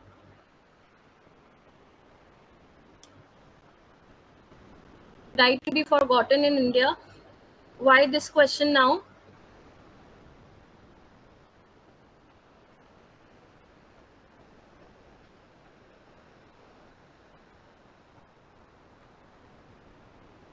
Anyone?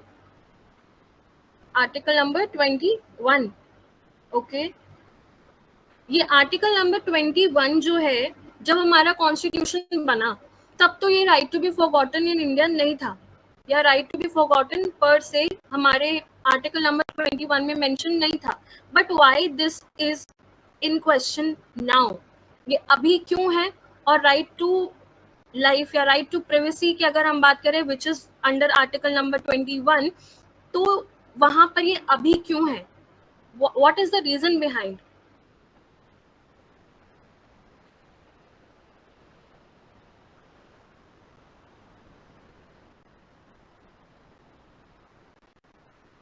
Can anyone please? जो भी दिमाग में आ रहा है बोल सकते हैं, एनीथिंग। कुट्टास्वामी case correct. देखिए, जो फैक्चुअल नॉलेज होना is of course good, but conceptual clarity is something that we should be focusing more upon, क्योंकि इवेंचुअली आंसर राइटिंग में concepts are going to help you कि आप अपना आंसर बेटर लिखो। तो why are we talking about this particular article now? अगर हम बात करें, जब से हमारा कॉन्स्टिट्यूशन बना है 1950 1947 एनफोर्स 1950, तो तब से लेकर today we are living in 2025। 1950 से 2025 ऑलमोस्ट 75 इयर्स हमारे पास कुछ आर्टिकल्स थे, फ्रॉम आर्टिकल नंबर 12 टू 35 जो कि मेंशन है हमारे फंडामेंटल राइट्स के अंदर। उसमें भी अगर हम 12 और 13 को हटा दें तो ओके 12 और 13 को हटा दें तो लार्जली हमारे पास कौन से आर्टिकल्स बचते हैं? 14 से लेकर 30 तक बोलते हैं, क्योंकि 31 दे आर सेपरेट। तो ये जो पर्टिकुलर फंडामेंटल राइट्स हैं they are evolutionary in nature. Evolutionary in nature का क्या मतलब हुआ? हैड इट बीन कि जो हमें आर्टिकल्स या राइट्स जो हमारे उस टाइम पर मेंशन थे, जो हमारे पास गारंटीड थे, सेम अगर वो आज भी रहेंगे तो it is not going to be possible for us to live in the digital age that we are living here. अभी we are living in digital age जहाँ पर हमारा डेटा, हमारी privacy, nothing is our own. अगर हम article number 19 की भी बात करें, from article number 19 to 22 which talks about freedom of speech and expression, हम बोल सकते हैं, हम अपना एक्सप्रेशन कुछ भी कर सकते हैं, बट वहाँ पर एक आर्टिकल आता है राइट टू लिबर्टी, है ना। लिबर्टी में भी अगर हम बात करें we have the liberty to do this, to do that, but now अब एवोल्यूशन हो चुका है उस आर्टिकल का। लिबर्टी अब पुराना हो गया। आज की अगर हम बात करें तो we need to talk about cognitive liberty. Do we have the right to cognitive liberty? अगर आप अपना फोन में कुछ सर्च करते हो तो now the data is stored. आप क्या देख रहे हो, क्या खाओगे, क्या पियोगे, everything is decided based on the data that you have fed into your different platforms. Google हो गया, Amazon हो गया, Flipkart हो गया, these are the various platforms, या ऐसे अब हमारे प्लेटफॉर्म्स बन चुके हैं जहां पर they are going to decide which rights do you have, how much freedom you have, how much expression do you have, etc. Technology is evolving. For example, आपने इलॉन मस्क का एग्जाम्पल सुना हो तो now he is trying brain computer interface. Neuro science में इतना ज़्यादा technological advancement हो रहा है जहाँ पर ह्यूमंस के दिमाग में chips are inserted, which means the authorities can control कि आप क्या सोच रहे हो, करेक्ट, न्यूरालिंक, कि आप क्या सोच रहे हो, क्या खाओगे, क्या पियोगे, कहाँ जाओगे, कौन से गवर्नमेंट को आप इलेक्ट करोगे, it is all going to be decided by those platforms. So अब हमारे जो राइट्स हैं दे आर नॉट लिमिटेड जो हमारे पास 1950s के अराउंड में थे।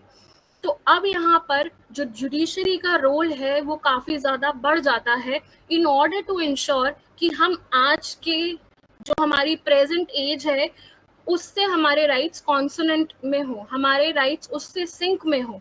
तो in that case judiciary comes in to protect our rights, not just judiciary but parliament also. So if we talk about right to be forgotten in India, तो ये क्या है, ये हमारा नया आर्टिकल है। ये क्यों आया है? क्योंकि हम रहते हैं अब डिजिटल एज में, where in if you are posting anything on Instagram, LinkedIn, Twitter, anything, तो अब आपके पास राइट है that you can simply ask the authorities to erase it, जिसमें पहला ऑप्शन क्या लिखा हुआ है, it allows individuals to request removal of personal data from online platforms. Of course it is true, because of course it after all it is about your freedom, it is about your liberty. So in that case you can ask the authorities of those platforms, those online platforms कि I want to get this data removed. So इस right को हम क्या बोल रहे हैं, right to be forgotten. तो ये जो article है it has been, अब आप देखो, let me just come to this explanation वाला part. इसमें लिखा हुआ है, just a second, the second line if you see कि यहाँ पर लिखा है Indian courts especially in various high court rulings have recognized the evolving nature of this right. Evolving nature का मतलब कि now it is no more limited to right to life and personal liberty. यहाँ पर जो हमारे rights हैं under article 21 they are evolving, hence high court के जो रूलिंग है, यहाँ पर हाई कोर्ट रूलिंग्स का मतलब both the high court and the supreme court, यहाँ पर दे आर हेल्पिंग अस कि ये जो राइट टू लाइफ है इसके अंदर फर्दर क्या क्या राइट्स इंसर्ट हो सकते हैं. One is right to privacy, Puttaswamy case, then right to be forgotten, this is another right.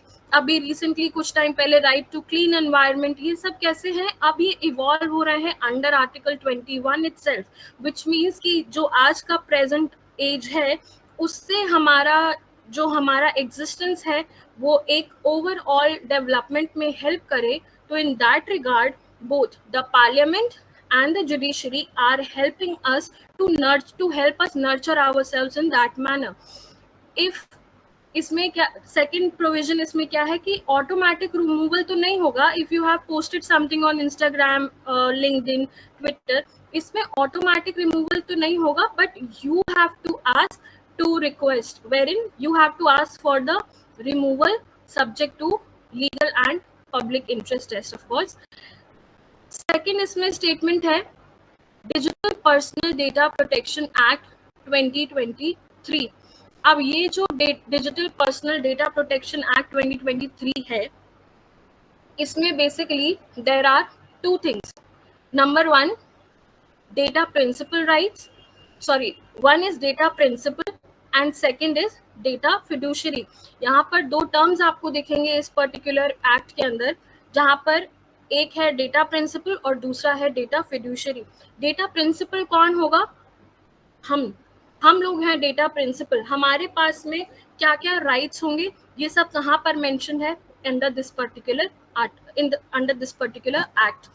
दूसरा डेटा फिड्यूशियरी. डेटा फिड्यूशियरी कौन होंगे, वो सारे कंपनीज, वो सारे प्लेटफॉर्म्स, वो सारे गवर्नमेंट्स जो कि आपसे आपका डेटा सीक करेंगे. उनके पास क्या क्या लेवरेज है कि वो किस वे में आपका डेटा यूज करेंगे, उनके पास क्या ऑब्लिगेशंस हैं कि वो आपका डेटा प्रोटेक्ट करे. वो सारे obligations are being placed under this particular act, digital personal data protection act 2023. अब यहाँ पर अगर हम देखें कि हमारे पास क्या क्या राइट्स है, क्योंकि हमारा हर चीज हमारी लिंक्ड है, बीट आधार, पैन कार्ड, सोशल मीडिया पर हमारे जो ATM detail, debit card details, credit card details, everything is being online. So in that case हमारे पास क्या क्या राइट्स हैं, तो वी हैव, इसमें देखिए ब्रैकेट में लिखा है कि डेटा प्रिंसिपल राइट्स क्या होते हैं. They are the rights of the individuals. अभी मैंने बोला कि इस पर्टिकुलर एक्ट में there are two things, data principle and second is data fiduciary. Data fiduciary वो सारे कंपनीज, वो सारे बॉडीज जो आपसे आपका डेटा सीक करेंगे, और डेटा प्रिंसिपल कौन होंगे, द सब्जेक्ट्स, हम लोग के पास में क्या क्या राइट्स है. तो let's look at the rights which are available to us. कि right to correction, erasure, grievance redressal, कोई भी करेक्शन करना है, इरेजर करना है, forgot, right to be forgotten any data, we have these rights under what, under this act. अगर मान लीजिए आपने कोई पोस्ट किया इंस्टाग्राम पर, आप टेक्नोलॉजी में अगर हम बात करें, डीप फेक्स आजकल बहुत कॉमन है. If you remember Rashmika Mandanna वाला केस हुआ था, वो तो बड़े पर्सनालिटीज हैं, तो उनका grievance redressal is quite easy as compare to people, normal people like us. तो इन दैट केस हमारे पास क्या ऑप्शंस होंगे? हमारे पास ऑप्शंस हैं कि ये जो बॉडीज हैं, for example Meta, Facebook, Instagram, जो भी स्नैपचैट, जो भी आप कुछ यूज करते हो, उसके जो भी अथॉरिटीज हैं, जो भी उसके ओनर्स हैं, उनके पास में कुछ ऑब्लिगेशंस हैं अंडर दिस पर्टिकुलर एक्ट कि आपको एक ग्रीवांस रिड्रेसल बॉडी सेटअप करनी है. ये ग्रीवांस रिड्रेसल बॉडी क्या करेगी? ये ऑब्लाइज करती है उन प्लेटफॉर्म के ओनर्स को कि ये जो इंडिविजुअल्स हैं, जो हमारा, one thing that we also need to remember here, India is a country which has the largest population, और हमारा जो डिजिटल फुटप्रिंट है वो बाकी के कंट्रीज के कंपैरिजन में बहुत ज़्यादा है. तो ये जो कंपनीज हैं, ऑनलाइन प्लेटफॉर्म्स, अगर हम इनके ओनर्स को देखेंगे तो दे आर आउटसाइडर्स. ये सब आउटसाइडर्स जो हैं, इनको रेवेन्यू मिलता है, इनको प्रॉफिट मिलता है. क्यों मिलता है? हम इंडियन मार्केट को जब ये एक्सप्लॉइट करते हैं तो दे गेट रेवेन्यू. तो इसीलिए when they come into India, they need to ensure under this particular act कि यहाँ पर वो सारे बॉडीज क्या सेटअप करें, एक ग्रीवांस रिड्रेसल अथॉरिटी सेटअप करें, जो कि क्या करेंगे, आपके जो भी ग्रीवांसेस है विद इन 24 आवर्स, 48 आवर्स, ये लिमिट उसमें मेंशन है इस पर्टिकुलर एक्ट में. आप अगर पढ़ेंगे तो दिखेगा आपको कि they are obliged to do as you ask them, failing which they have to pay the penalty of I think 500 crores or something. ये आपको पर्टिकुलर, आप जब इस एक्ट को पढ़ोगे तो आपको दिखेगा. तो यहाँ पर under this particular act we both are empowered मतलब both the data principal and the data fiduciary. यहाँ पर data fiduciary को कुछ लीगल एक्शंस इंश्योर करने हैं कि which they are going to take in case अगर आपके राइट्स वायलेट होते हैं. So, right to be forgotten, जहाँ पर you will ask the data fiduciaries कि I have the right to be forgotten, get this data erased, get this picture deleted, anything. Why? Because you have the right under article number 21, and failing which you will be reaching the judiciary or the higher judiciary in the country to get your fundamental right protected or fundamental right restored, right? So answer number, let me just see the question again. Yes, right to be forgotten हमने discuss कर लिया था first statement. Second statement was digital personal data protection act 2023 codifies it as a statutory right. जो right to be forgotten है, एक तो ये fundamental right तो है ही अंडर आर्टिकल नंबर 21, जुडिशरी ने बोला है. Beyond that, it is not just a fundamental right, but it is also a statutory right. Statutory right का क्या मतलब होता है कि जो भी rights आपको मिलते हैं किसी पर्टिकुलर एक्ट के थ्रू, उसको हम बोलते हैं स्टैट्यूटरी राइट. ये यूपीएससी में या स्टेट पीएससी में बहुत बार पूछा जा सकता है आपसे कि right to be forgotten number 1, number 2, number 3, number 4 fundamental right है, स्टैट्यूटरी राइट है, बोथ राइट्स, नन. तो answer will be what? It is both. तो हियर स्टैट्यूटरी राइट का क्या मतलब होता है? These are those rights which have been guaranteed या which have been protected under any particular act, and which is that act? Digital Personal Data Protection Act 2023. So answer here would be C. Any doubts?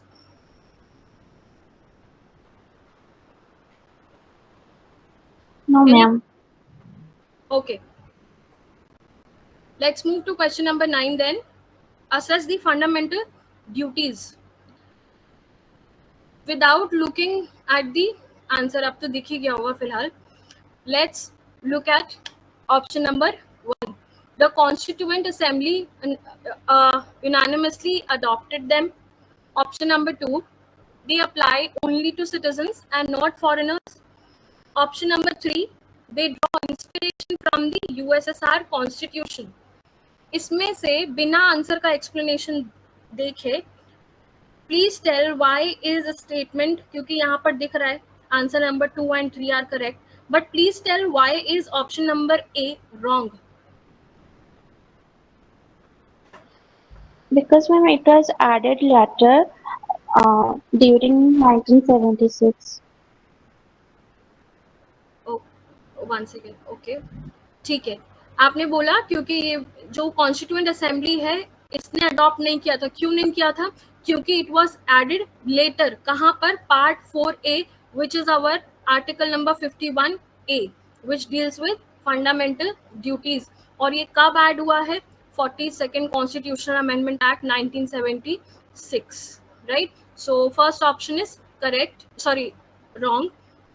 Second option, they apply only to citizens and not foreigners. Absolutely correct कि ये सिर्फ citizens के ऊपर लागू होते हैं. Option number 3, they draw inspiration from the USSR constitution. It is also correct. So answer stands here 2 and 3. Let's move to question number 10. देखिए अभी हमने डिस्कस किया था कि article number 12 deals with what? It deals with definition of state. यहाँ पर state को आप जो 28 स्टेट है उससे कंफ्यूज ना करें। ये state is different from the 28 states that we have. तो ये जो डेफिनेशन ऑफ स्टेट है इसके अंदर कौन कौन होगा? Can anyone tell what is the definition of state? यहाँ पर जो डेफिनेशन ऑफ स्टेट है और जो 28 स्टेट्स हैं इन दोनों में डिफरेंस क्या है? Can anyone tell?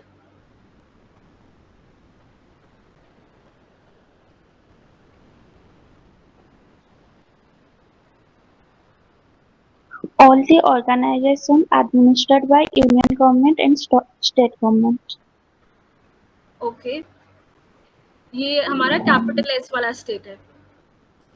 और जो 28 स्टेट्स हैं हमारे पास, वी हैव 28 स्टेट्स, राइट? और आर्टिकल नंबर 12 के अंदर भी there is a definition of state. तो इस डेफिनेशन ऑफ स्टेट में और जो हमारे पास 28 स्टेट हैं इनमें क्या डिफरेंस है?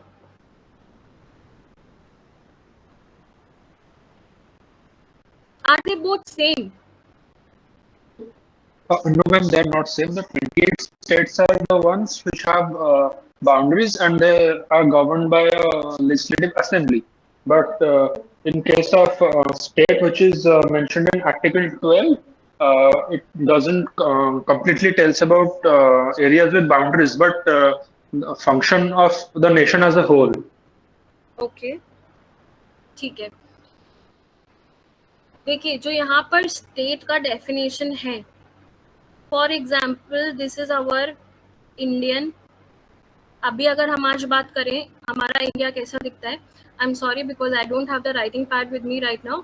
सो अब अगर हम इंडिया की टेरिटरीज को देखें, प्रेजेंट डे हमारे पास जितने भी गवर्नमेंट्स हैं, जितने भी ऐसे नेशन स्टेट्स हैं, यूएस हो गया, चाइना हो गया, रशिया हो गया, जितने भी ऐसे कंट्रीज हैं उनकी कुछ ना कुछ बाउंड्रीज होंगे। तो ये जो बाउंड्रीज का कॉन्सेप्ट है ये कब इवॉल्व हुआ है? ये अराउंड 1640s वेस्टफेलिया ट्रीटी के थ्रू, जहां पर इट वाज डिसाइडेड कि हमारे यहाँ जो ऐसे ये स्टेट्स हैं they will not be fighting with each other. क्योंकि पहले क्या होता था, जो हमने देखा फ्रेंच रेवोल्यूशन, अमेरिकन रेवोल्यूशन, उससे पहले भी countries used to fight within ourselves. कि अगर आज हम इंडिया का पार्ट, अगर हम मिडिवल एज में देखें तो हमें नहीं पता हम कल किसका पार्ट होते, क्योंकि इधर पे अगर नेपाल है, भूटान है, वी हैव चाइना।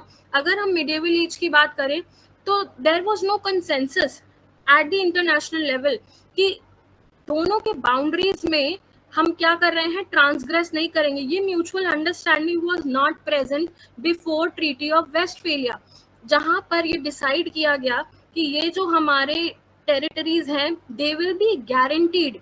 अगर किसी ने अनलॉफुली, इलीगली घुसने की कोशिश किया किसी दूसरे कंट्री के टेरिटरी में, it will be declared as unlawful और हम इसको चैलेंज कर सकते हैं international forum, that is United Nations and all.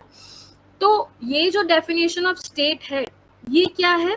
ये हमारा लीगल टेरिटरी की बात करता है, जो नेशन स्टेट का डेवलपमेंट हुआ है इसको हम बोल रहे हैं स्टेट।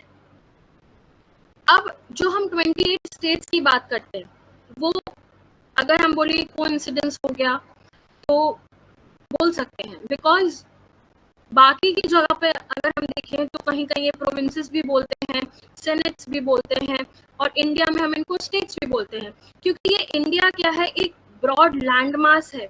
अब इस लैंड मास को एक सेंट्रल अथॉरिटी कंट्रोल करे तो इट बिकम्स इम्पॉसिबल।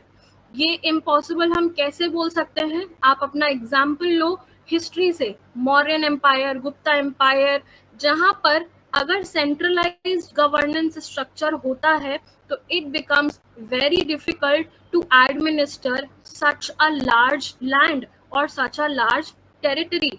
इसीलिए यहाँ पर क्या बोलते हैं हम कि इसको हमने डिवाइड किया है इनटू जोग्राफिकल बाउंड्रीज या डिफरेंट जोग्राफिकल टेरिटरीज। इन जोग्राफिकल टेरिटरीज को इनको हम क्या बोल रहे हैं आज? States, those 28 states and UTs. दूसरे कंट्रीज में इनके नाम डिफरेंट हो सकते हैं, but in India it is states. अब नेक्स्ट चीज जो हमें एक और चीज याद रखनी है ये कि ये जो हमारे पास लीगल बाउंड्रीज हैं, ठीक है, ये हमारा इंडिया का जो ये बाउंड्री है पूरी, इसका मालिक कौन है, इसका हेड कौन है? तो we get the concept of head of state. Head of state कौन होता है? The president of India is the head of the state. The president is the owner of this particular territory of this particular country, and that is why under parliamentary system we have two things. We have nominal head और दूसरा क्या है? real head या real executive। तो head of the state, इस particular territory का मालिक या ओनर कौन है? प्रेसिडेंट। और ओनर डिसाइड करेगा कि ये इसके अंदर गवर्नेंस स्ट्रक्चर कैसा होना चाहिए, एंड दैट इज वाई ये जो हेड ऑफ गवर्नमेंट है, जो गवर्नमेंट रन कर रहा है, इसको हम क्या बोलते हैं? Head of government. ये कहाँ पर दिया जा रहा है हमको? पार्लियामेंट्री सिस्टम ऑफ गवर्नमेंट के अंदर। अब इसको अगर हमें और अच्छे से समझना है तो article number 1 deals with what? India, that is Bharat shall be a union of states। कि ये जो इंडियन टेरिटरी है ये क्या है? It is a union of states. जो हमारे 28 स्टेट्स हैं उसका ये यूनियन है। अब अगर आपने देखा हो आर्टिकल नंबर 2 से 5 तक, यहाँ पर स्टेट के क्रिएशंस की बात की जाती है। यहाँ पर ये फर्दर ये बाउंड्रीज कितने हम डिवाइड कर सकते हैं, इन बाउंड्रीज को हम और कितना बढ़ा सकते हैं, कम कर सकते हैं, या जो कुछ भी है, ये हम बिना प्रेसिडेंट के ऑर्डर के नहीं कर सकते। अगर आप आर्टिकल नंबर 2 से 5 तक पढ़ोगे, उसमें लिखा गया है कि अगर हमें इस बाउंड्री में कुछ भी चेंज करना है तो you need to take the permission of president of India. Why? Because अभी हमने बोला कि इस टेरिटरी का मालिक कौन है? The president of India, and that is why you need to take president का consent first, and then you will be asking जो इसके अंदर स्टेट्स हैं या जो भी इसमें मर्ज करना है, बढ़ाना है, जो भी बाउंड्रीज में आपको जो कुछ भी करना है वो सब बाद में होगा, बट पहले you need to take the consent of whom? The president. I hope the reason is clear why president का असेंट इज इम्पॉर्टेंट और व्हाई इज द प्रेसिडेंट का consent is important. Then next हमने इसमें coming back to this question, इसमें लिखा है कि definition of state में क्या आएगा? डेफिनेशन ऑफ स्टेट, अब देखिए ये कैपिटल स्टेट एस है यहाँ पर, कि इस पर्टिकुलर स्टेट को जो भी लोग रन कर रहे हैं, जो भी पब्लिक फंक्शन परफॉर्म कर रहे हैं, they will be coming under the definition of what? Under article number 12, not just your government of the day or the public figures, but anybody who is performing the public function will be coming under which definition? Under the definition of state। तो बिना सोचे समझे इसको रटना नहीं है कि definition of state में क्या आएगा। वो सारे बॉडीज आएंगे इसमें जो कि पब्लिक फंक्शंस परफॉर्म करते हैं। तो if we look at the options, both houses of parliament, state council of ministers, state legislative councils, PRI, सारे ऑप्शंस हमारे करेक्ट होंगे। all four. So Article 12 में every body is going to be included जो कि public function perform करेगा, जो कि इस एरिया के अंदर अपनी अथॉरिटी एक्सरसाइज करेगा, वो सब आर्टिकल नंबर 12 की डेफिनेशन के अंदर फॉल करेंगे, and hence the answer is D.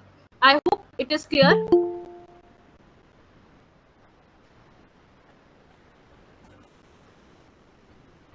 Yes, ma'am. Okay, let's move to question number 11.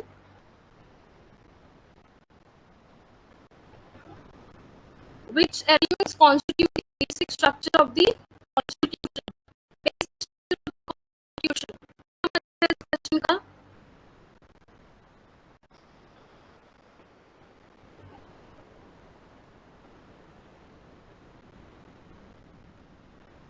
Which elements constitute the basic structure of the constitution? What does it mean?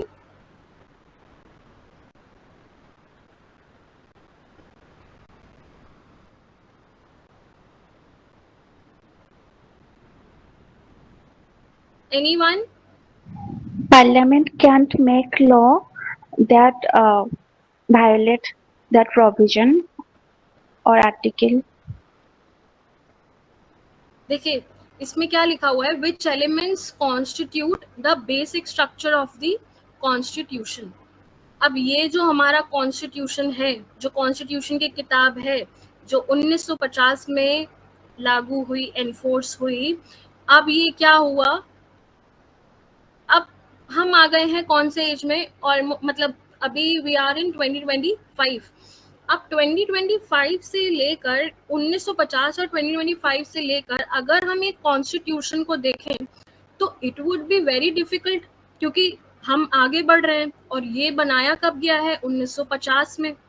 अगर हमने इसको amend नहीं किया according to the needs and demand of that particular time period, तो क्या होगा, मान लीजिए अभी हम 2025 में रह रहे हैं, 2030, let's go 5 years ahead from now 2030, तो उस टाइम की रिक्वायरमेंट्स वुड बी डिफरेंट. तो अब क्या होगा, कॉन्स्टिट्यूशन को अमेंड करने की जरूरत होगी. क्यों जरूरत होगी, क्योंकि कॉन्स्टिट्यूशन को हम बोलते हैं it is the fundamental law of the land. Fundamental law of the land का क्या मतलब होता है कि जो भी गवर्नमेंट है, जो भी पब्लिक बॉडीज है, वो सारे अपने फंक्शंस, जो अपने सारे पावर्स है, वो कहाँ से डिराइव करते हैं, from this constitution. This is the fundamental law of the land. इसके ऊपर कुछ नहीं. Constitution should be held at the priority, उसके ऊपर कुछ नहीं. सो इसको कौन इंश्योर करता है, ये काम किसका है, ये काम है जुडिशरी का. जुडिशरी विल डिसाइड कि ये जो हमारा कॉन्स्टिट्यूशन है ये लेटर एंड स्पिरिट में फॉलो हो. बट क्या होता है समटाइम्स, अब अगर हम देखें, फॉर एग्जाम्पल पाकिस्तान हो गया, श्रीलंका हो गया, नेपाल हो गया, रशिया हो गया, ये सारे कंट्रीज या जितने भी थर्ड वर्ल्ड कंट्रीज हैं, अफ्रीका में आप देखो कितने ज्यादा सिविल वॉर्स होते हैं, वायलेशन, प्रोटेस्ट होते रहते हैं, कहीं कहीं पर कॉन्स्टिट्यूशन को वायलेट करते हैं. पर India is the only country in the third world जहां पर जो 1950 में कॉन्स्टिट्यूशन बना था वो अभी भी सरवाइव कर रहा है. So what is the reason? इसका रीजन है, और ऐसा नहीं है कि हमारी गवर्नमेंट ने इसको सबवर्ट करने की कोशिश नहीं की. टाइम एंड अगेन अगर आप अपना हिस्ट्री, पोस्ट इंडिपेंडेंस हिस्ट्री पढ़ोगे तो उसमें दिखेगा कि there have been many instances जहां पर गवर्नमेंट ने क्या करा है, कॉन्स्टिट्यूशन को सबवर्ट करने की कोशिश की है, कॉन्स्टिट्यूशन को वायलेट करने की कोशिश की है. तो अब ये क्यों प्रोटेक्टेड रहा है, या क्यों अभी भी we are a thriving democracy? The reason is very simple, the reason is judiciary. क्योंकि जुडिशरी ने टाइम एंड अगेन ये इंश्योर किया है कि पार्लियामेंट के पास में चेंज करने के पावर्स तो हैं, क्योंकि कॉन्स्टिट्यूशन में आर्टिकल नंबर 368 है. आर्टिकल नंबर 368 के अंदर parliament can amend this constitution, इसको चेंज कर सकता है, जो कि करना भी चाहिए. But beyond a certain limit अगर पार्लियामेंट करेगा तो जो कॉन्स्टिट्यूशन की स्पिरिट थी, जो 1950 में जो हमने we the people of India who have adopted this constitution for ourselves, वो वायलेट होता. So to protect the sanctity of this particular constitution, judiciary ने ensure किया in a very famous case, Kesavananda Bharati case, कि पार्लियामेंट देखो तुम amend तो कर सकते हो, तुम्हारे पास क्योंकि पावर है आर्टिकल 368 के अंदर कि तुम इसको चेंज करो, but without altering the basic structure of the constitution. मान लीजिए आपके पास एक 4 वॉल का रूम है, अब आप उस 4 वॉल को, जैसे आपका पहले घर था और आज घर है, आज घर में क्या है, IoT, इंटरनेट ऑफ टेक्नोलॉजी, ये सब क्या है, डिजिटल एज में हम रह रहे हैं, तो we are changing with time. तो आप क्या करोगे कि जो आपका घर है वो आप उसको छोड़ नहीं सकते, because that is your permanent address, that is your permanent home. अब आप क्या करोगे, आपके जो घर वाले हैं वो चाहते हैं कि आप अपना घर चेंज ना करो, उसी घर में रहो, क्योंकि वो आपका पुश्तैनी मकान है. तो अब वो बोलेंगे कि देखो आप बेसिक स्ट्रक्चर, इसका ढांचा वही रखो, अंदर आपको जो करना है करो. अंदर जो करना है करो का मतलब आपको अपना प्रेजेंट डिजिटल एज में रहना है, उसके अकॉर्डिंग आपको अपने घर को मोल्ड करना है, यू कैन डू दैट. तो of course you can do it in terms of laws making या फिर कॉन्स्टिट्यूशन के टर्म्स में भी, कि देखो कॉन्स्टिट्यूशन में अंदर में आपको जो अमेंड करना है करो, लेकिन जो इसकी स्पिरिट है, जो इसका बेसिक स्ट्रक्चर है, जो बेसिक ढांचा है, बेसिक स्केलेटन है, जो बेसिक स्पिरिट है, it should not B subverted. अब वो बेसिक एलिमेंट्स क्या हैं? For example, number 1 federalism. Federalism का मतलब कि जो हमारे, ये अगर हमारा इंडियन टेरिटरी है, यहाँ पर we have central government, we have provincial governments या स्टेट गवर्नमेंट्स, ये दोनों रहने चाहिए. अदरवाइज क्या होगा, central government can just concentrate all the powers which the state governments are having. तो ये this particular arrangement is not allowed. तो फेडरलिज्म का मतलब स्टेट्स का सर्वाइवल मेंटेन रखना है, सेंट्रल गवर्नमेंट का सर्वाइवल भी मेंटेन रखना है. ये कहाँ पर हम कैसे मेंशन करते हैं? तो जो हमारा 7th शेड्यूल है, जो 7th शेड्यूल है, इट टॉक्स अबाउट 3 लिस्ट, जहाँ पर यूनियन गवर्नमेंट को बताया जाता है कि these are the subjects you will make laws upon, state governments को बताया जाता है these are the subjects you will make laws upon, and third list is concurrent list. तो ये स्पिरिट कहाँ पर किसको दर्शाती है? The spirit of federalism. तो ये मेंटेन रखना है. Second is balance between fundamental rights and DPSP. Why is this balance important? I hope the reason is clear to you, because हमारे पास कुछ फंडामेंटल राइट्स हैं, इंडिविजुअल के राइट्स हैं, which no government should take or which no government can take away. However, DPSPs का भी उतना ही importance है, उतना ही रेलेवेंस है, and that is why there has to be a balance between the two of them. So this is also a basic structure का element. Third, separation of powers. Yes, concentration of power नहीं होना चाहिए. Fourth, parliamentary supremacy. Parliamentary supremacy जो है ये allowed नहीं है. अगर पार्लियामेंट की सुप्रीमेसी होती तो क्या होता? Parliament would have subverted the constitution very easily. तो पार्लियामेंट की सुप्रीमेसी जो है ये लिमिटेड है. पार्लियामेंट की जो parliament is not a supreme body. यहाँ पे who is supreme? The constitution is supreme. And that, one second.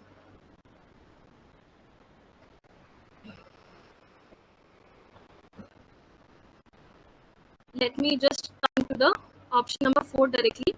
India follows parliamentary sovereignty but not supremacy, क्योंकि it is limited. Parliament supreme नहीं है. क्यों नहीं है supreme? Because it is limited by judicial review, basic structure doctrine, fundamental rights, written constitution. ये सब cartel करते हैं पार्लियामेंट की सुप्रीमेसी को, and that is why we say कि parliament is not supreme and it can not override the constitution का basic structure. It has to adhere itself किससे? Constitution के बेसिक स्ट्रक्चर से. So the answer is only 3 and not 4? First, second, third and not 4. So answer is only 3.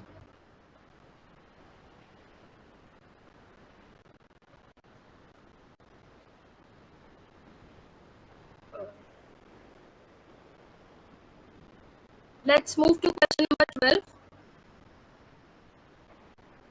Examine National Voters Day. National Voters Day कब होता है? It is observed January 25 is the National Voters Day. ये क्यों मनाते हैं? Because it marks the Election Commission's establishment in 1950, and that is why we establish or we celebrate, or why we observe National Voters Day on 25 January 25 annually, because it is on this day 1950 the Election Commission was established. Hence both the options are correct. Answer A stands here correct. This was quite easy. अब देखिए ये first article, जो first question हमने किया था, ये वापस से वही है. Evaluate the scope of writs under article number 32.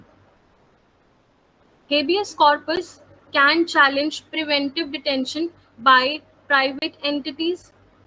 Number 2, mandamus cannot compel discretionary. One second.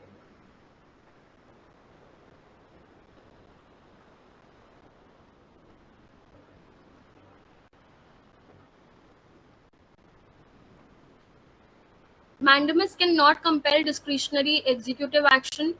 Number 3, certiorari extends to quasi-judicial bodies error of jurisdiction. अब यहाँ पर हमें बताना है कि which of the statements are correct. तो habeas corpus क्या होता है?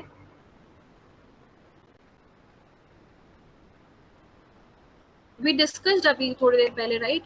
What is habeas corpus? To have the body of. Correct. To have the body of whom? The person who is kept in custody or illegal definement. Correct. तो habeas corpus में क्या है? अगर कभी आपका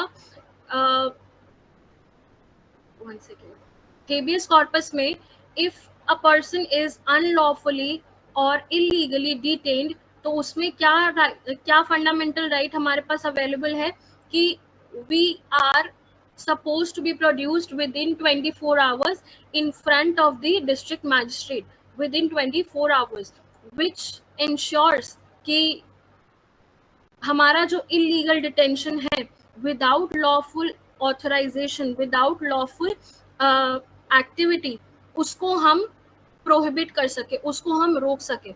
So habeas corpus allows us to enjoy the liberty, and it is available against the against what? Against illegal or unlawful detention. Second, mandamus cannot compel discretionary executive actions. इसका क्या मतलब हुआ?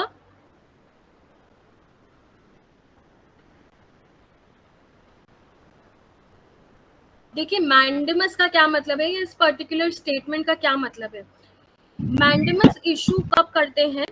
जब कोई बॉडी, पब्लिक बॉडी, उसके पास कुछ functions perform करने के लिए हैं जो कि उसको परफॉर्म करना है. मैंडेमस मतलब मैंडेटरी, मैंडेमस मतलब mandatory, mandatory functions which a public body is supposed to perform, failing which will yield what? Will yield mandamus वाला writ. So this statement is absolutely correct. Why? Because यहाँ पर discretionary लिखा हुआ है, mandatory नहीं लिखा हुआ है. एग्जीक्यूटिव एक्शंस जो कि मर्जी पर है. अगर एग्जीक्यूटिव एक्शन को अपने डिस्क्रिशन पर कोई पॉलिसी बनाना है, नहीं बनाना है, और उसमें आप बोलो कि एग्जीक्यूटिव एक्शन ने ये नहीं किया, तो in that case it will be not entertained. क्यों? बिकॉज वो डिस्क्रिशन है ना. मैंडेटरी होता जहां पर the authorities are required, they are obliged to perform certain functions. अगर वो फेल करते हैं तब जाकर कौन सी इशू रिट हो सकती है? The mandamus. Third is सर्शियरी. अब हमें ये याद रखना है कि जो सर्शियरी की रिट है, इट इज लिमिटेड, या फिर it is between which bodies? It is between quasi judicial bodies. Quasi judicial bodies क्या होते हैं? What are quasi judicial bodies?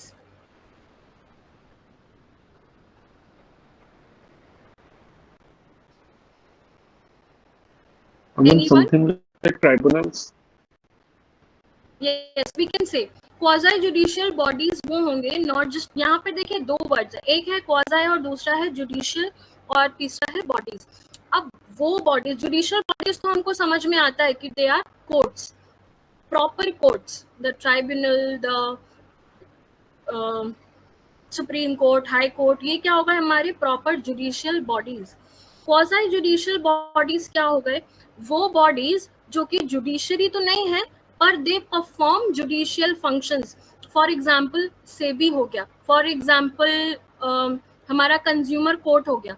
तो ये क्या है? They are also quasi judicial bodies, जो कि जुडिशियल बॉडीज नहीं है proper, but they do have certain judicial functions. तो ऐसे बॉडीज को हम बोलते हैं क्वाज़ी जुडिशियल बॉडीज। तो यहाँ पर ये क्या लिखा हुआ है? सर्शियरी का जो रिट है ये किसको किस पर लागू होता है? It extends to quasi judicial bodies. यहाँ पर क्या होगा कि ये जो क्वाज़ी जुडिशियल बॉडीज हैं, अगर इन्होंने कोई अपना डिस्क्रिशन, अपना कोई जजमेंट दिया या फिर कोई, तो अगर समटाइम्स व्हाट में हैपन, क्योंकि अभी हमने बोला कि they are quasi judicial, quasi judicial मतलब they are not proper judicial bodies, but they do perform certain judicial functions. तो it might happen कि वो judicial bodies अपना jurisdiction transgress कर दें, जो उनके पास powers नहीं है वो उसको भी exercise करें। तो in that case, to prevent that error of jurisdiction, which writ will be issued? Certiorari, right? So इसके explanation में अगर हम देखें तो क्या लिखा हुआ है?